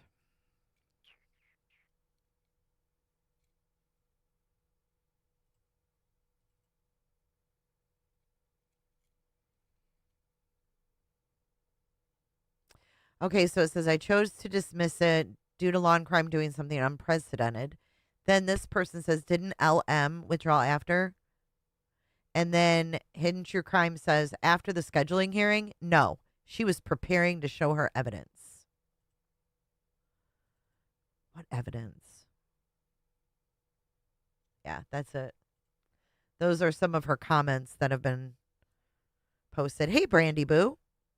Hopefully you'll replay it. Let me come back over to chat. I haven't been seeing what you guys have said. I got a little discombobulated there with those messages. So now we wait for part 3 to be redacted and released. Hey, JR. Lauren has no shame. John, on the other hand, appears to have a great deal of it. Scrub-a-dub-dub. I think someone yeah, I would love to see the behavior panel talk about this. I think that the guy from the behavior panel was at CrimeCon. I wonder if he saw anything go on. You know, the guy with the glasses? I can't remember his name. Scott Rouse or something? I think he was at CrimeCon. If anybody is a Patreon of Hidden True Crime, and if you could hit me up, that would be great. I'll put my email in chat. I just have a couple questions. Hidden True Wise. Yes, part 3. I think this is like 4 or 5 hours long. Oh, Hilson already sent them the info. There you go. My email's pinned at the top above the chat on the screen. I don't know. John sounds very concerned about John. Yes, Scott Rouse. He was at the CrimeCon, so I don't know if he like knew anything was going on. I mean, it's a big place. Yes, Cindy. Megan was doing videos. Yep.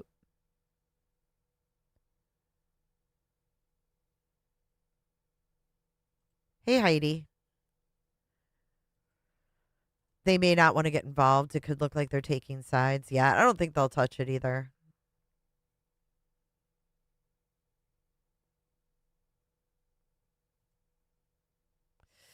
I don't know. It's like, what is it going to take to get this lady to assume some responsibility of her part in this? I don't think she ever will. Purple Ivy, you were there. They were at CrimeCon. All of the guys, or just Scott? Scott saw Christina and myself talking to Detective Ekstrom. Oh, he did. So he knew what was going on.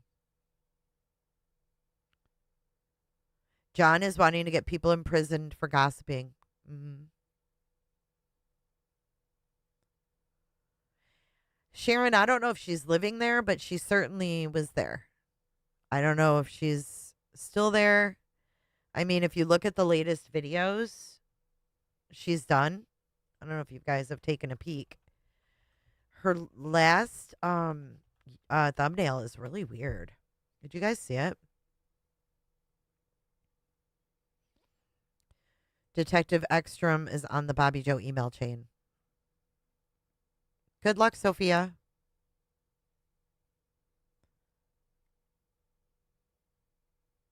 Has Duty Ron gone live again since this fiasco? Okay, hold up. Let me show you guys. This is weird.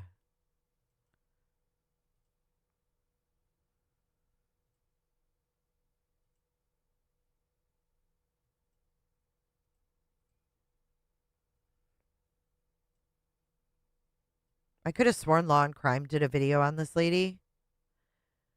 She warned everyone.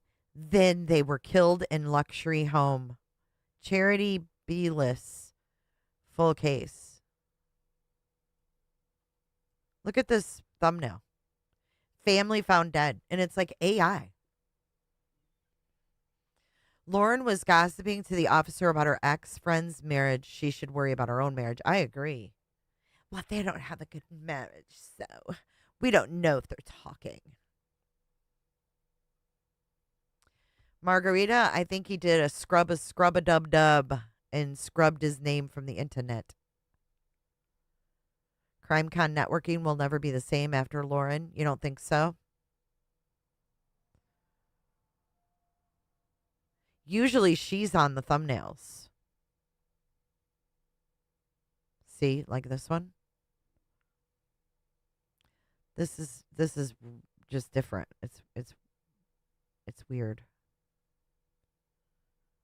See how she's on all the thumbnails?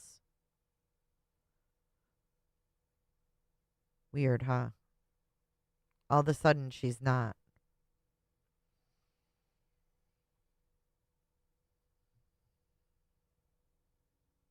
I don't even know if she shows her face in that.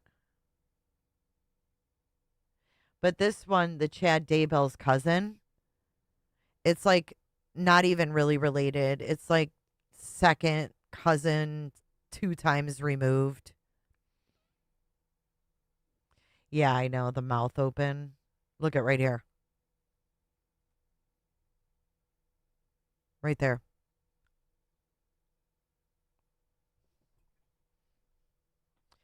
I'm starting to think he was more involved with Jody Hildebrandt. Could be. Did you guys happen to catch Web Sleuths last night? You want to watch a little something funny? Hold on. I watched it. I like to clown her. I'm going to show you something. She's promoting Wowen big time. Welcome, my darling true crime angels. You found us, Web Sleuths YouTube Live. My name is Trisha Griffith. And I have to keep telling you, I really am the luckiest person because I get up in the morning and I get to manage this site called websleuths.com. Wait. It is a true crime discussion site that is amazing. And it Mrs. has T. everything you could ever want about true crime. Anything you and could plus ever you go want. there, you discuss things, and there's no trolls, there's nobody bullying you. It is so cool. We'll talk more about that in just a little bit. There's no trolls. There's no one bullying you because we're 10. Because we're 10. But sorry, I need to turn off these notifications because somebody said that's annoying. It's the June June from Law and Order. Yeah, see, every time I get a notification, this is on my backup phone. And every time I get one of them. She's got a backup phone. Trisha got more than one phone. Yeah, do you miss the paneling robot? Hold on, I got to get this blanket off me. We got some stuff to laugh at, though. Hold on, I'm going to go grab a drink. She has cleaned herself up. I think Othram told her to. I think Othram demanded a cleanup in aisle 10.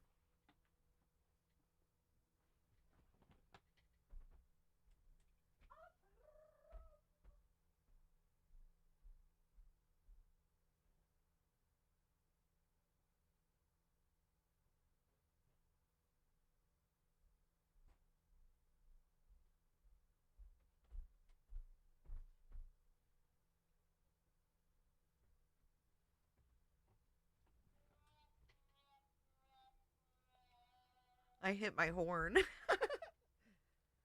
Oh shit. I forgot I watched this. It just dawned on me and I think you guys could get a good laugh. Okay, so Stacy's under the weather, okay?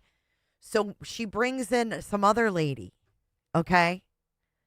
She brings in some other lady. Listen. It does the Law and Order June June, so it is annoying. So I do apologize. Okay. A little bit later on tonight, we're going to look at a guy who made a deposit at the bank. We all do it. It's part of our life. Well, he made a special deposit. He made a meth deposit. METH. Yeah. He deposited meth. I don't know what kind of interest meth offers. I've looked it up. I can't find what the meth rate is as far as interest. So I don't know if he made any money on his deposit or what, but we'll find out what happened to him. And then I'm so tired of talking about parents who murder their children. And this one is unbelievable. It's from Utah, my home state. So hearing this, hey, Mike, what's up, dude? Thank you, Mr. Mike, for your super chat. Thank you for your support. The meth rate. Yeah. Okay. What was I going to say? Oh, so when she said this, Utah, my home state, I'm sorry, Mike threw me off. She said Utah, my home state. So I did a little searching and I found Trisha's uncle's obituary and it stated that he was Mormon. However, I found her dad's obituary and it did not say that her dad was Mormon. Hey, YBE. So I don't really know what happened there, but she grew up in Utah. I found a thing where she's written some things in the Salt Lake Tribune.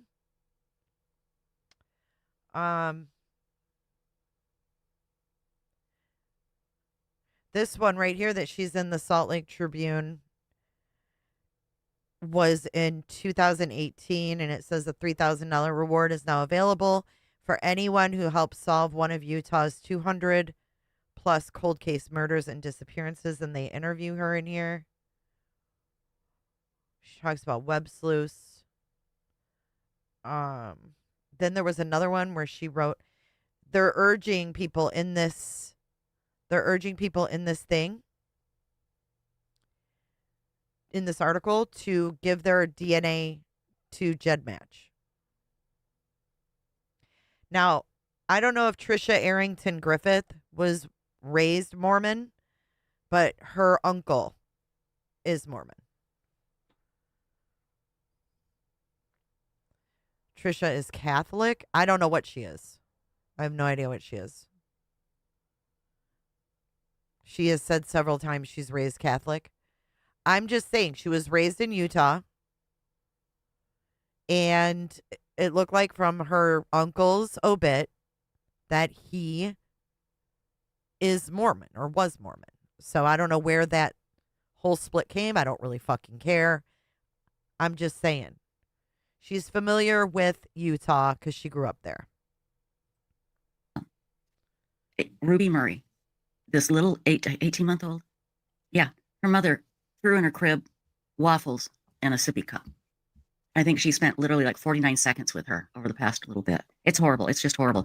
And it was Hidden True Crime that discovered that this couple, this guy, is related to the Daybell and Murray family. Tammy's last maiden name Murray? No, it's not, is it? Anyway, it's the... Okay. So this is someone who supposedly followed the Daybell case, and she doesn't know that Emma, Chad's daughter, married a Murray. And the case is a Murray, but it's like a distant cousin of Chad Daybell. There's no evidence that this case has any of the weird FLDS beliefs. There's no indication of any of that. However, Trisha and Wowen are correlating the two for clicks and views. Yep, desperately trying to link the Daybells. They Murrays, even have which are listen, Grayson even put together a family tree. Wait for it. related to the Daybells. And we're going to show that family tree on the video that Hidden True Crime did about this murder of this sweet little sweetheart. But so far, there's nothing to indicate that they even know who Chad is. But I have to wonder. This mother reportedly said, when her little girl was dead, reportedly said, well, it was her time. They starved her. Okay, so you're going to link this to Chad Daybell because the mother allegedly said it was her time? What does that have to do with Chad Daybell? This lady doesn't know anything. But I have to wonder. This mother reportedly said, when her little girl was dead, reportedly said, well, it was her time. They starved her. You know, there's something weird going on in that family. And they're like first cousins once removed with Chad Daybell. You just have to ask the question and let the investigators figure it out, because both families are so damn weird. You just never know. So Joe Schmo's here. Joe Schmo's here. We should have like a theme whenever when he shows up. A theme? I can think of a lot of themes I could make for Joe Schmo. I'll send you one if you want one, Trisha. How about I'm a creep, I'm a loser. Joe Schmo's here. Joe Schmo. Fucking followed Christina around CrimeCon like a weirdo. It's time to get spunky. Family, and they're like first cousins once removed with Chad Daybell. You just have to ask the question and let the investigators figure it out, because both families are so damn weird. You just never know. So Joe Schmo's here. Joe Schmo's here. We should have like a theme when he shows up. Joe Schmo needs a theme song whenever he walks into a room. Remember Shaft? He had his own theme song. We need that with Joe Schmo. Whenever he walks into a room, he has his own theme song. I think that'd be so cool. So, okay, Rebecca, it's Chad's mom's sister's grandkid. Yeah, that's it. It's boom, boom, boom, boom. So, okay, Rebecca, it's Chad's mom's sister's grandkid. Yeah, that's it. It's boom, boom, boom, boom. So Rebecca, it's Chad's mom's sister's grandkid. Yeah, that's it. It's boom, boom, boom, boom. So Yeah, that's really fucking clear. He DM'd you? What did he want, Andy? Imagine that in your brain. But Hidden True Crime did a great family tree, and they show it in their video, and we're going to show that a little bit later on. So Emma is married to Joe Murray, and his brother is Dawson Murray, who was at the trial. Oh, okay, that's it. But wait a minute. Oh my God, is that it? Okay, I think you're right, Marcy B. Yeah, there's some weird cousin thing going on here. So anyway, we'll figure it out. Oh, Stephanie Ferraro, it's okay, my dear. We waited for you. We wouldn't start without you. Never, never. Now I am trying. See, Cheadle, it's so good to see you. Woohoo! Okay, guys, I'm trying now to look in the camera. I've noticed on my videos when I go back and watch them, which just it kills me. It's like fingernails on a chalkboard.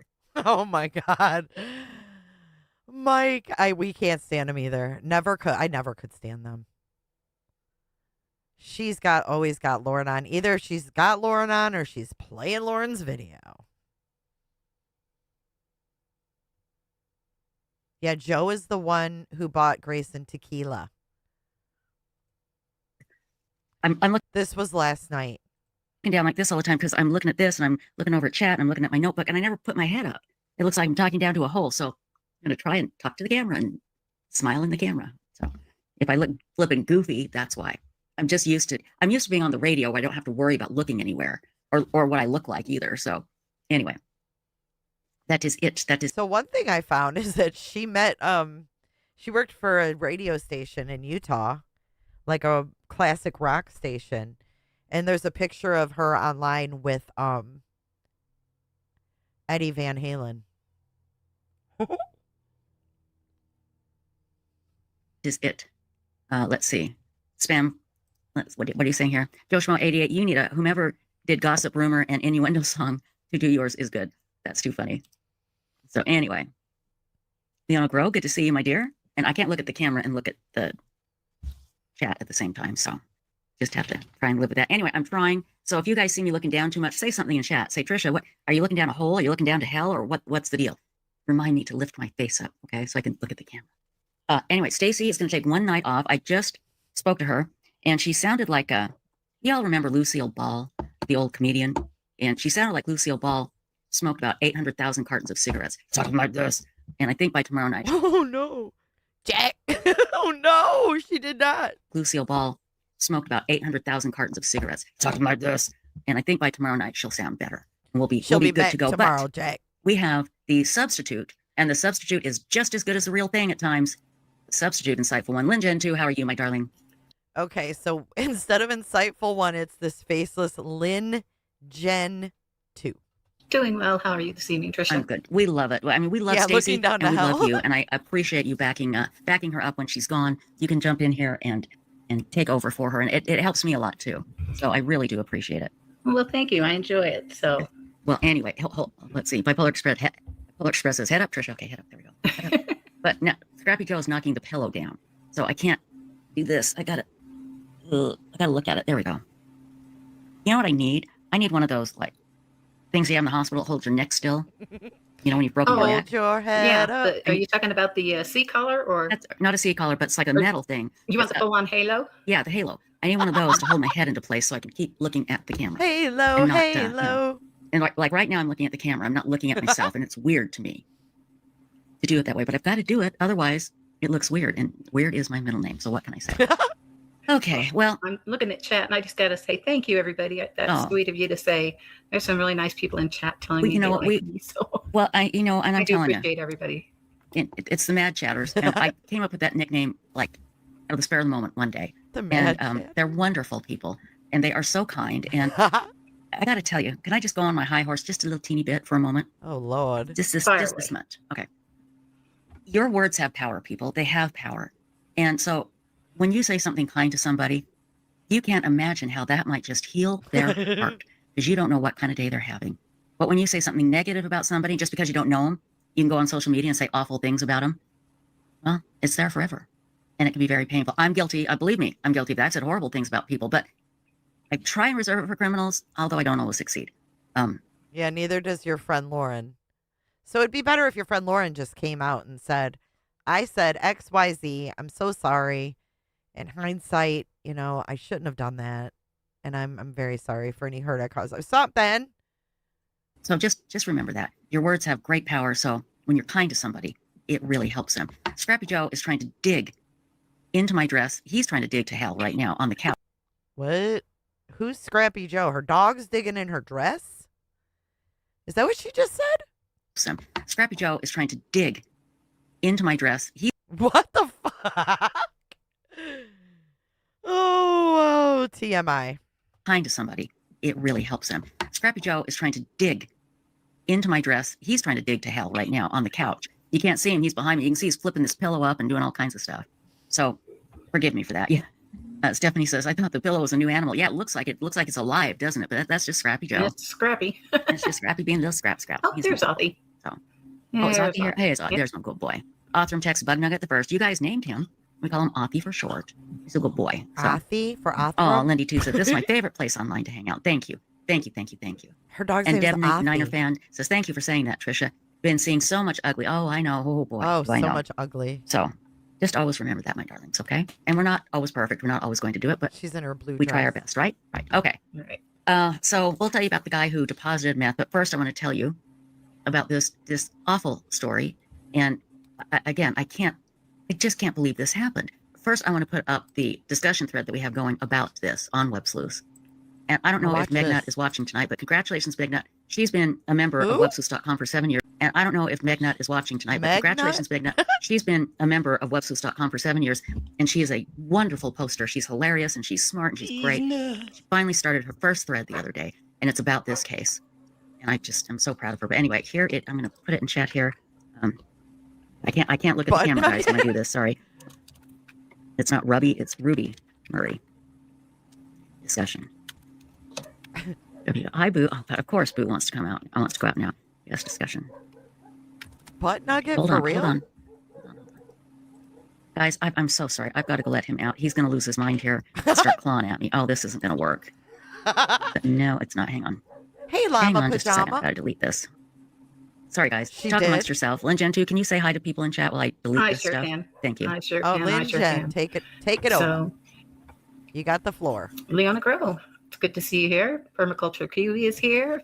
Phyllis Jarrett, Lindy too, and of course Laura Thomas. It's always fun to have Laura Thomas here. Marilyn Landis, you're such a sweetie. Mountain Bee 23 is here today, and of course Debbie Niner fan. Love those Niners. Love those Niners. We're I'm a Niner gonna fan go myself. fast through this part. And so let's see who else is chit-chatting away here.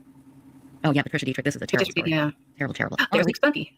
Here in spirit. Great. She hasn't Yay, that's taken him great. out yet. Okay, let me go get Boo out here because he's going to lose his mind. Again, he waits all day to do this. I'll be right back. I'm going to mute myself. He waits all day to do this, to go potty? The pug's name is Othram, but she calls him Athi. So I'll be right back. I'm going to let him out. And if you guys could just chat for a moment, then we're going to talk about Ruby Murray. And it's just unbelievable what these parents did to the sweet little angel. So I'll be right back, everybody. So, Miss Spunky, are you here in spirit or here? Shut up. McSpunky's there too? So, Miss Spunky, are you here in spirit or here in spirits? Are you here in spirit or spirits? Is McSpunky a drinker? McSpunky, let's go to Crime Con. Let's go meet at Crime Con next year and have a drink. Here in spirit or here in spirits? The fuck? Are these people all big drinkers? Half-assed haiku. Hey, hey, hey to you too. Half-assed tycoon. It's time to get funky. It's time to get spunky. So did everybody, I hope everybody had a good day today. It was weird for my neck of the woods. We were in the 50s where nobody's, well, they're skiing in Sun Valley, but I think that's about it. And that's on man-made snow, so. McSpunky, my spirit is here, but not sure about my mind. I love it. My mind's been gone for some time. McSpunky says, listen. Snow, so. McSpunky, my spirit is here, but not sure about my mind. I love it. We need McSpunky. My mind's been gone for some time. He took a left turn in Albuquerque and haven't seen it since. What? Oh, 50 here too, the young girl. How do you make a pirate furious? You take away the P. I like that. Hey, you do. Hey. Okay, I can be taught. A little scary. You can't make this shit up, dude. Red Light Wine again. Nice to see you this evening. Stacy's doing a little bit better. She could be back tomorrow night, so we'll see what happens.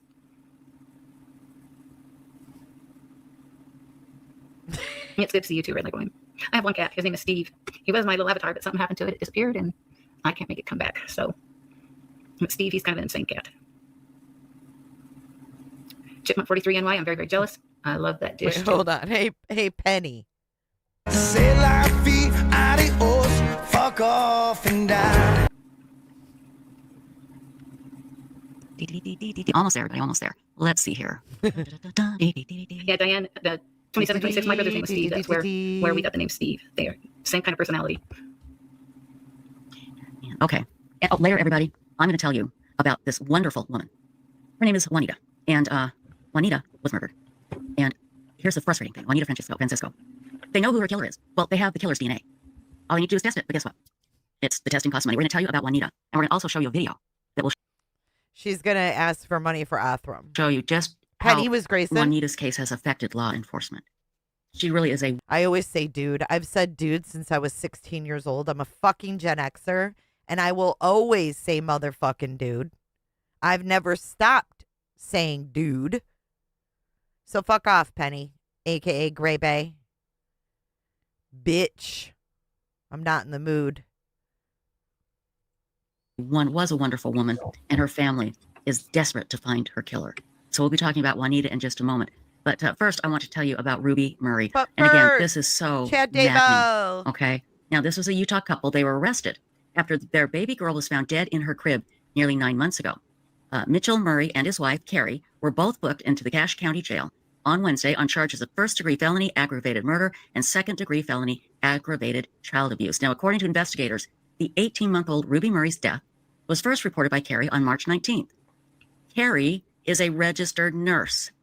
Let that sink in. A registered nurse. She called emergency dispatch and reported that her child was, quote, beyond help. Dude, we're Gen According to court Xers. documents, both parents told investigators that Ruby spent most of her time in the crib, that they would place food and drink in her crib and play loud rock pop music.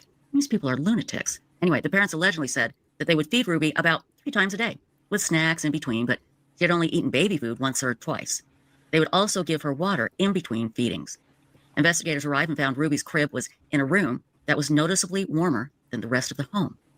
She was also wearing long-sleeve footed pajamas, and the crib was dirty. It was actually filthy, with old pieces of waffle and several sippy cups. Remember I told you? They would just throw waffles in the crib. And Hey, like, there you Judgy. go, like a Frisbee.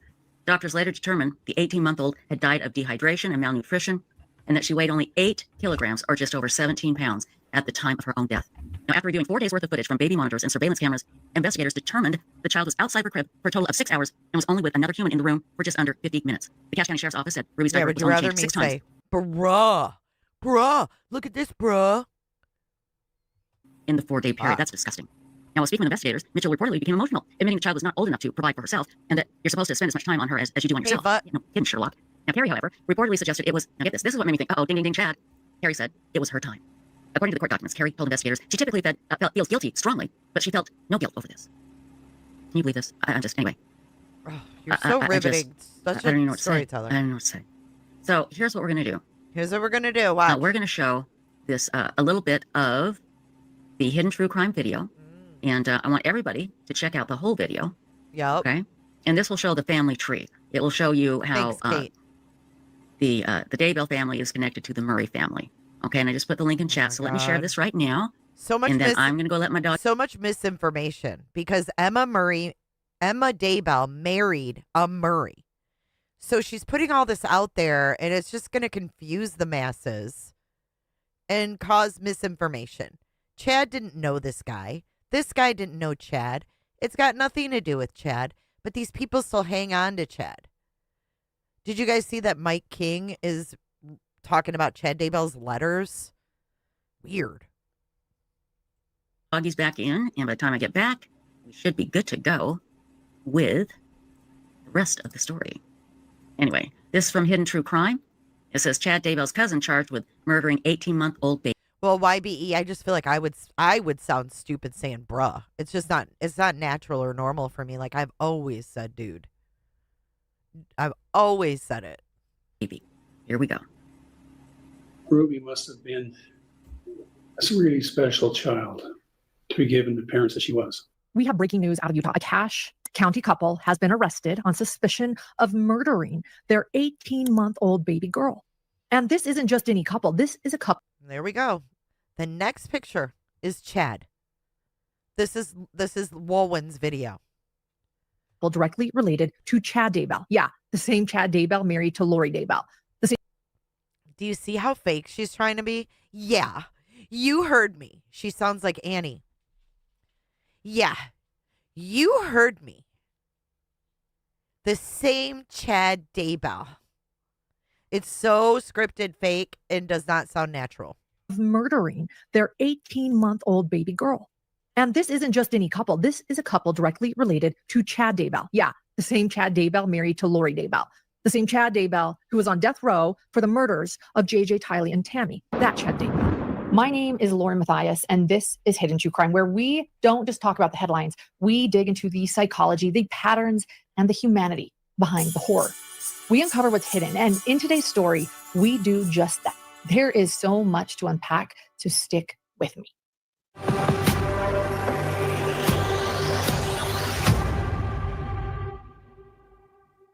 On March 19th, 2025, Carrie Murray called 911 in Nibley, Utah about her 18-month-old daughter, Ruby, who she claimed was dead in her crib. As Carrie spoke to 911, the dispatcher tried to get Carrie to start life-saving measures, but Carrie, who was a nurse, responded that she was a nurse. She explained it, and that Ruby was, quote, beyond help. She explained that she knew this because she was a nurse, and that is how she knew life-saving measures would not work. Well, when paramedics arrived at the house, they found 18-month-old Ruby in long-sleeve footed pajamas and a sleep sack. Her bed was filled with old food, mostly waffles, trash, and sippy cups. Old food and trash were also found under her mattress. It seemed to first responders that there was more to this than a case of a child who simply stopped breathing. Because not only was Ruby's crib full of these old used items and those waffle particles tucked underneath the mattress, her crib was also covered by a mesh canopy, the ones that prevent toddlers from climbing out. And investigators said her room was noticeably warmer than any other room in the house and had a space heater. So one of the Murray families is his daughter, is Chad Daybell's daughters. Emma married a Murray, but you're going to see Grayson put together a family tree. Just hold on. They're running in it. Unfortunately, her mother was right. Ruby was not able to be saved. In fact, paramedics told police that it seemed as if rigor mortis had set in before they had even arrived. It was clear that something was not right and an investigation was needed. But before we get into that investigation, I want to go over the family background a little bit. 18-month-old Ruby was born to parents Mitchell and Carrie on September 24th, 2023. She had one older brother who was 4 named Lucas. By the looks of it, the family lived in a modest home in Nibley, Utah in Cache County. It's just outside of Logan, Utah, and near Utah State University.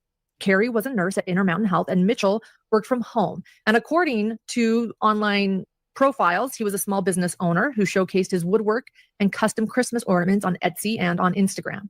From the outside, they look like many other average young families with 2 children, working, raising kids, and attending church services regularly. So they're LDS. The grifting, thank you, True Crime Kate. The grifting off Chad Daybell is gross.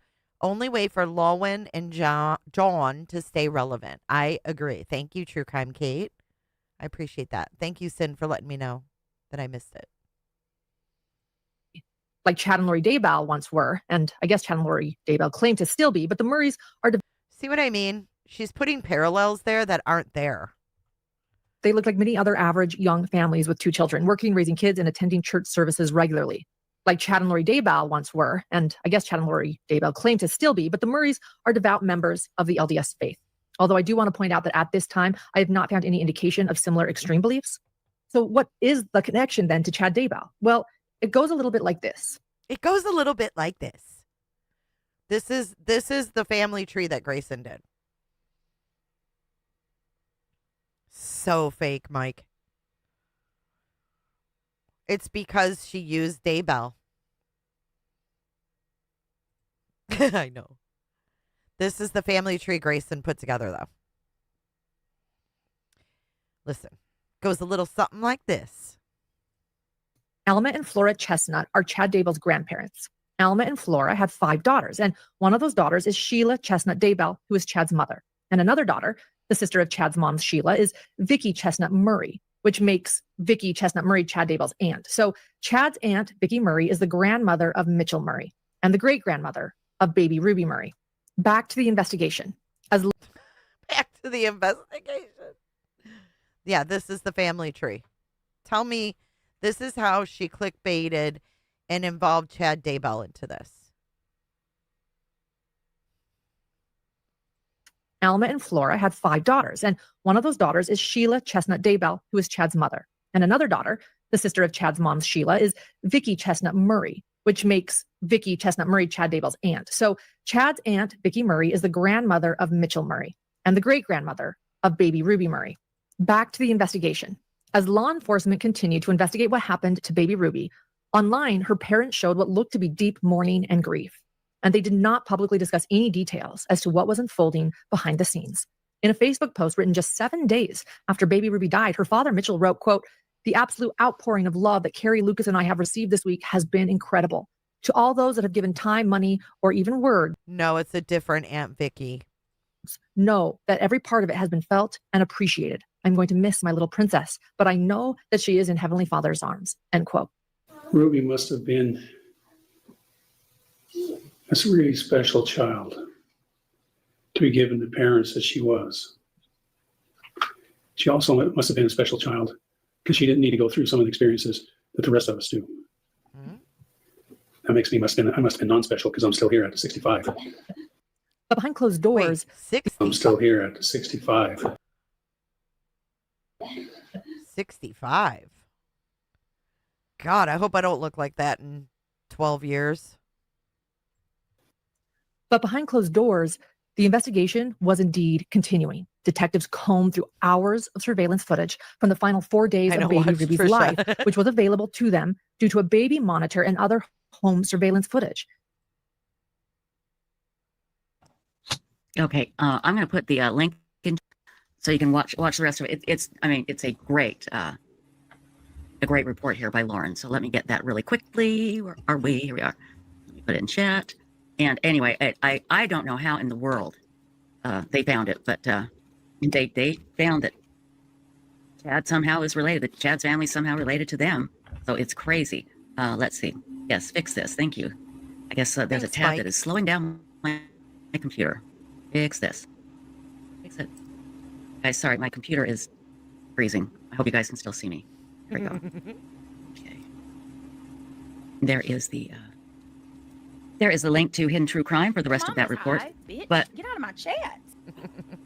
This is what, well, there's so many things that concern me about this, but let's just take this a little bit at a time. They actually had surveillance monitors where the police were able to go back and watch what the parents did. The mom was a nurse.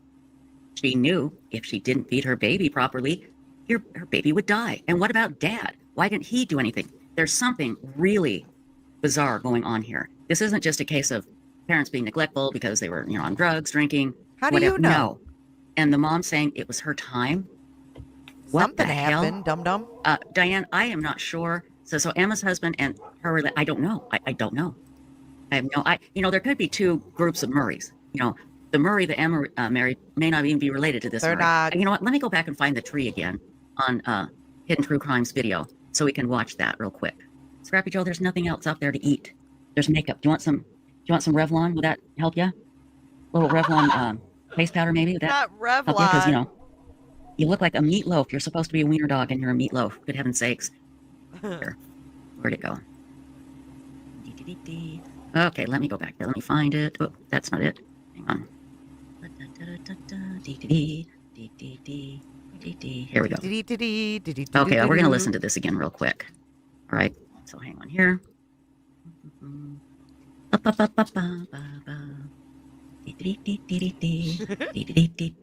we go. If I can find the right button. She's going to explain the tree. What is the connection then to Chad Daybell? Well, it goes a little bit like this. Alma and Flora Chestnut are Chad Daybell's grandparents. Alma and Flora had 5 daughters, and one of those daughters is Sheila Chestnut Daybell, who is Chad's mother. And another daughter, the sister of Chad's mom, Sheila, is Vicky Chestnut Murray, which makes Vicky Chestnut Murray Chad Daybell's aunt. So Chad's aunt, Vicky Murray, is the grandmother of Mitchell Murray and the great-grandmother of baby Ruby Murray. Back to the investigation. Sydney. What is the connection then to Chad Daybell? Well, it goes a little bit like this. One more time. Alma and Flora Chestnut are Chad Daybell's grandparents. Alma and Flora had 5 daughters. She and doesn't even one of those daughters is Sheila Chestnut Daybell, who is Chad's mother. And another daughter, the sister of Chad's mom, Sheila, is Vicky Chestnut Murray, which makes Vicky Chestnut Murray Chad Daybell's aunt. So Chad's aunt, Vicky Murray, is the grandmother of Mitchell Murray and the great-grandmother of baby Ruby Murray. Back to the investigation. Okay, that makes my head hurt. Somehow, hey, here's the thing. Somehow we're all related, right? Yeah, thank you, C. Cheadle. Red Scrappy Loaf. That's his name. Scrappy Loaf. We're all related. Scrappy Loaf. What are you doing, Scrappy Loaf? What are you doing? So anyway. They could be related. It could be several branches of the family, once, exactly. twice, 3 times removed type of a deal. And I don't think if they are related, I don't think it's like any scary thing to worry about. Right, they're not closely related. Right. And in Utah, pretty much everybody's related. I'm sorry. Oh shit! She said it. She said it. Listen. Type of a deal. And I don't think if they are related, I don't think it's like any scary thing to worry about. Right. They're not closely related. Right. And in Utah, pretty much everybody's related. I'm sorry. It's just, yeah. So anyway, I can't. No, it's a different Aunt Vicky, I think, Spam. It's a different Aunt Vicky, I think, isn't it? Yeah, this is a different Aunt Vicky. Yeah, there's 2 Aunt Vicky. See, like I said, it hurts me. It hurts my head. And again, there's been nothing to suggest that this couple, the Murrays, have had any of the dark thoughts or any of the bull that Chad believes. Nothing to suggest that. There's some weirdness going on. They didn't feed her properly. They would just throw her waffles. Who does that? Throw the kid waffles in the crib. In a sippy cup. Everybody here who's a parent.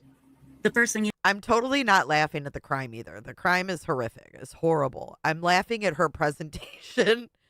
That's definitely what I'm laughing at.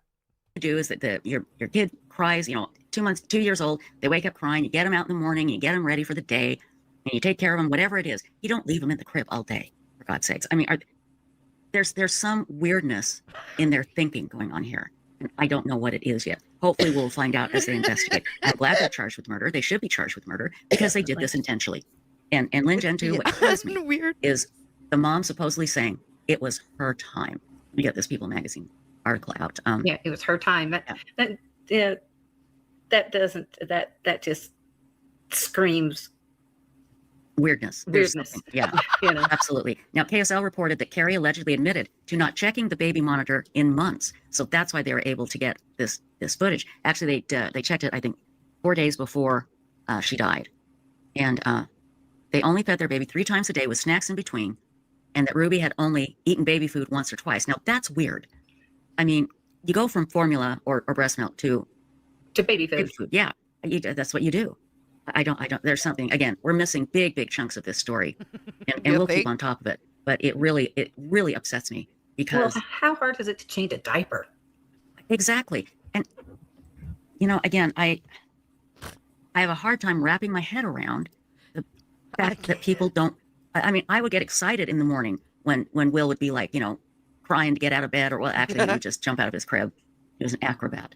But I don't understand how you could not spend time with your child. How could you just leave your child in your crib? Now, if you go to, for that long, if you go to websleuths.com for right now, and this will change. This is what we have what's called a featured thread. Okay, so she pulled up her account and look at who the administrator is. It says Trisha is the manager of websleuths.com.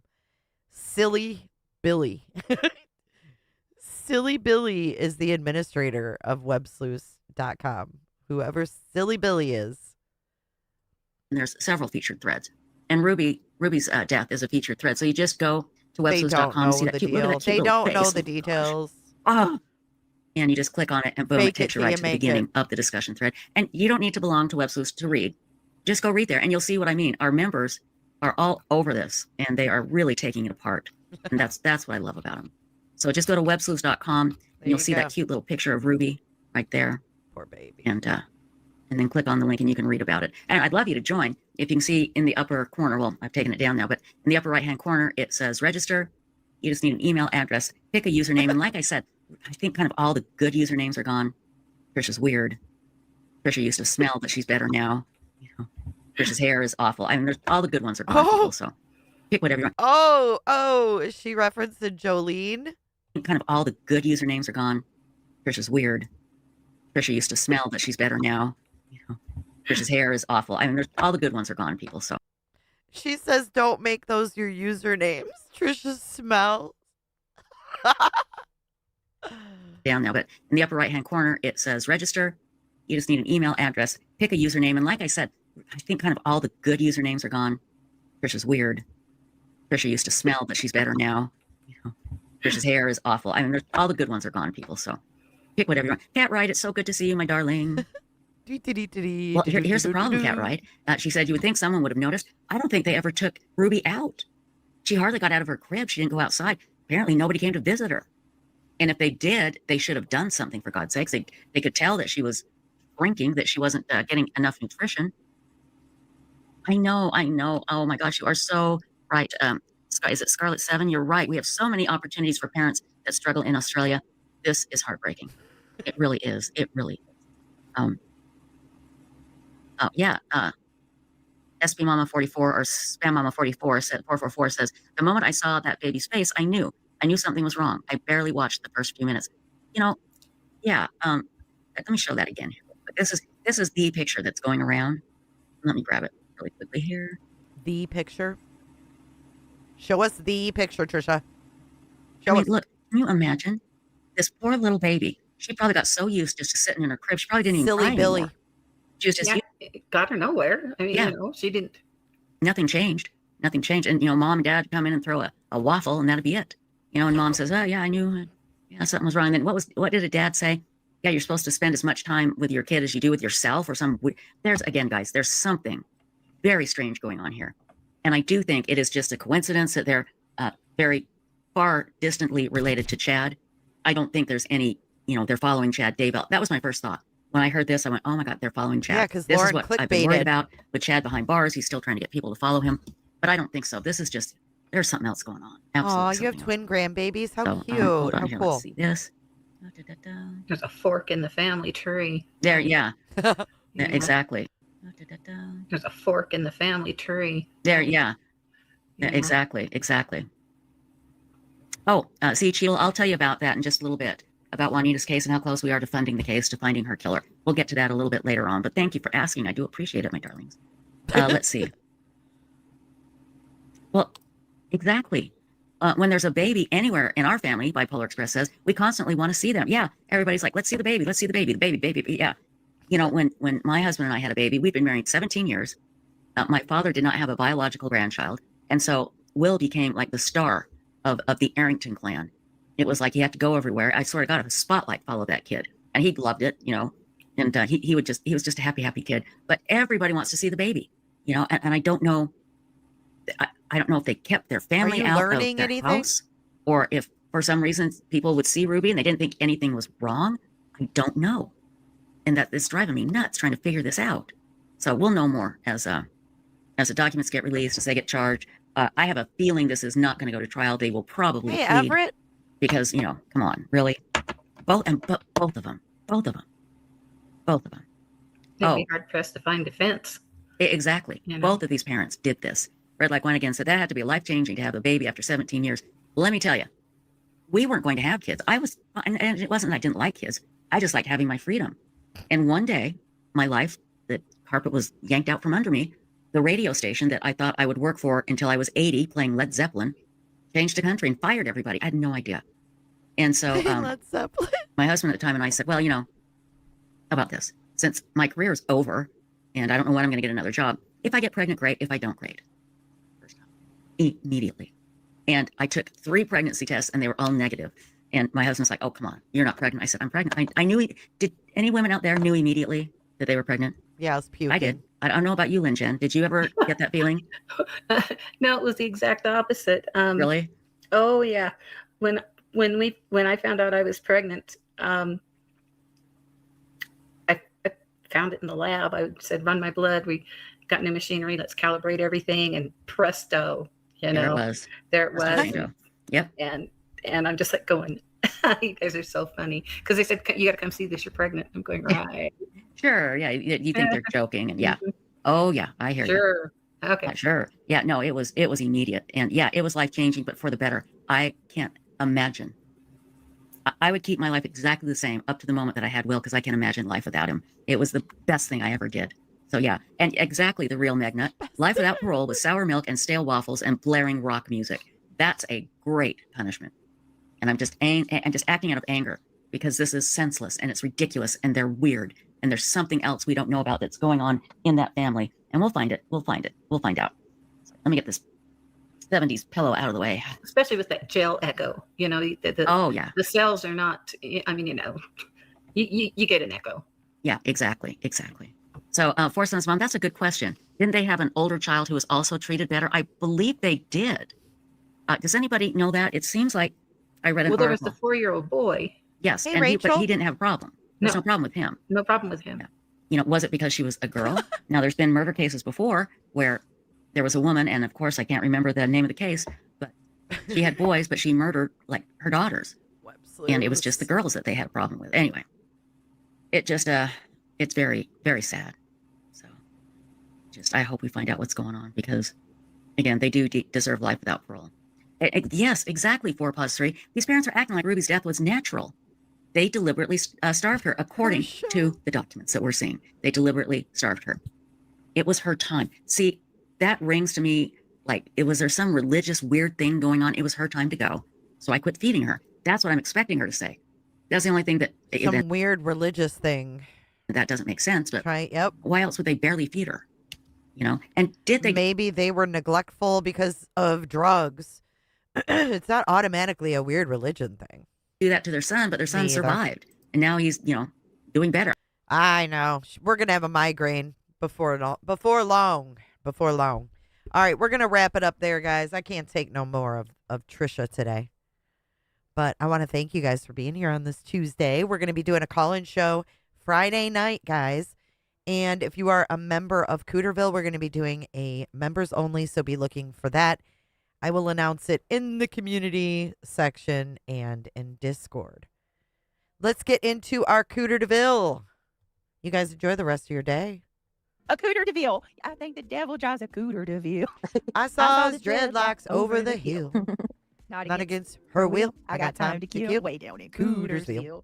Okay. All right. Thank you guys for being here. No more Trisha. No more Trisha. But yeah, let's go ahead and thank you guys for your support today and every day. Thank you for being here in Cooterville with me. Hey, Belinda Buckner. You guys have a good rest of your afternoon. Penny, you have a great day. Thank you, moderators, for being here and sticking around. Thank you for coming in at the end, Melissa Hex. I appreciate everybody. You can open up your legs and let the shit air out for the rest of the day.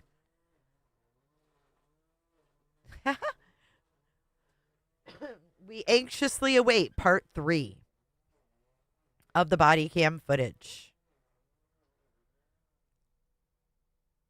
Everybody stay safe, take care, and have a great afternoon. See you guys tomorrow.